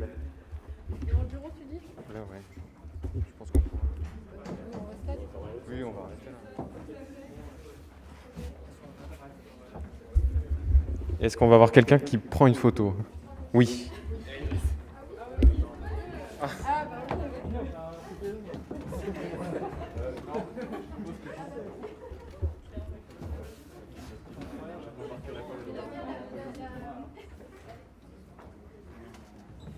Est-ce que tu peux remettre le diapo, s'il te plaît, juste pour le visuel? Ah oui. Ah non. On va la mettre après.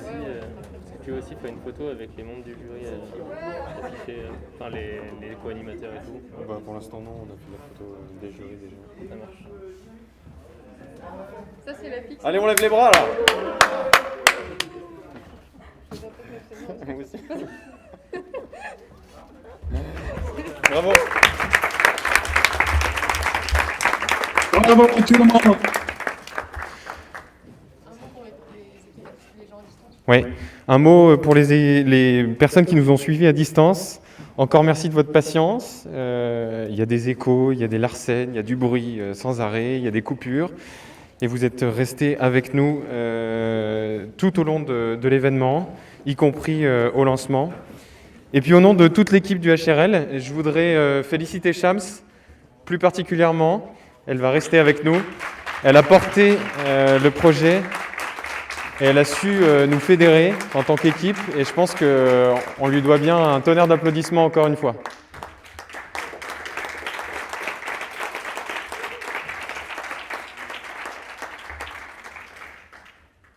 Et dernière annonce, puisque je vous ai encore. C'était le premier événement du HRL, et vu qu'on a l'habitude d'exaucer tous les souhaits de Monsieur Rod, eh ben, on va partir pour un rendez-vous en 2022. Pour un 2e hackathon de rééducation, donc le Hacking Rehab Lyon, 2e édition. Donc on vous espère encore plus nombreux et encore plus dévoués au service des patients. Encore merci à vous, passez une bonne soirée et encore félicitations.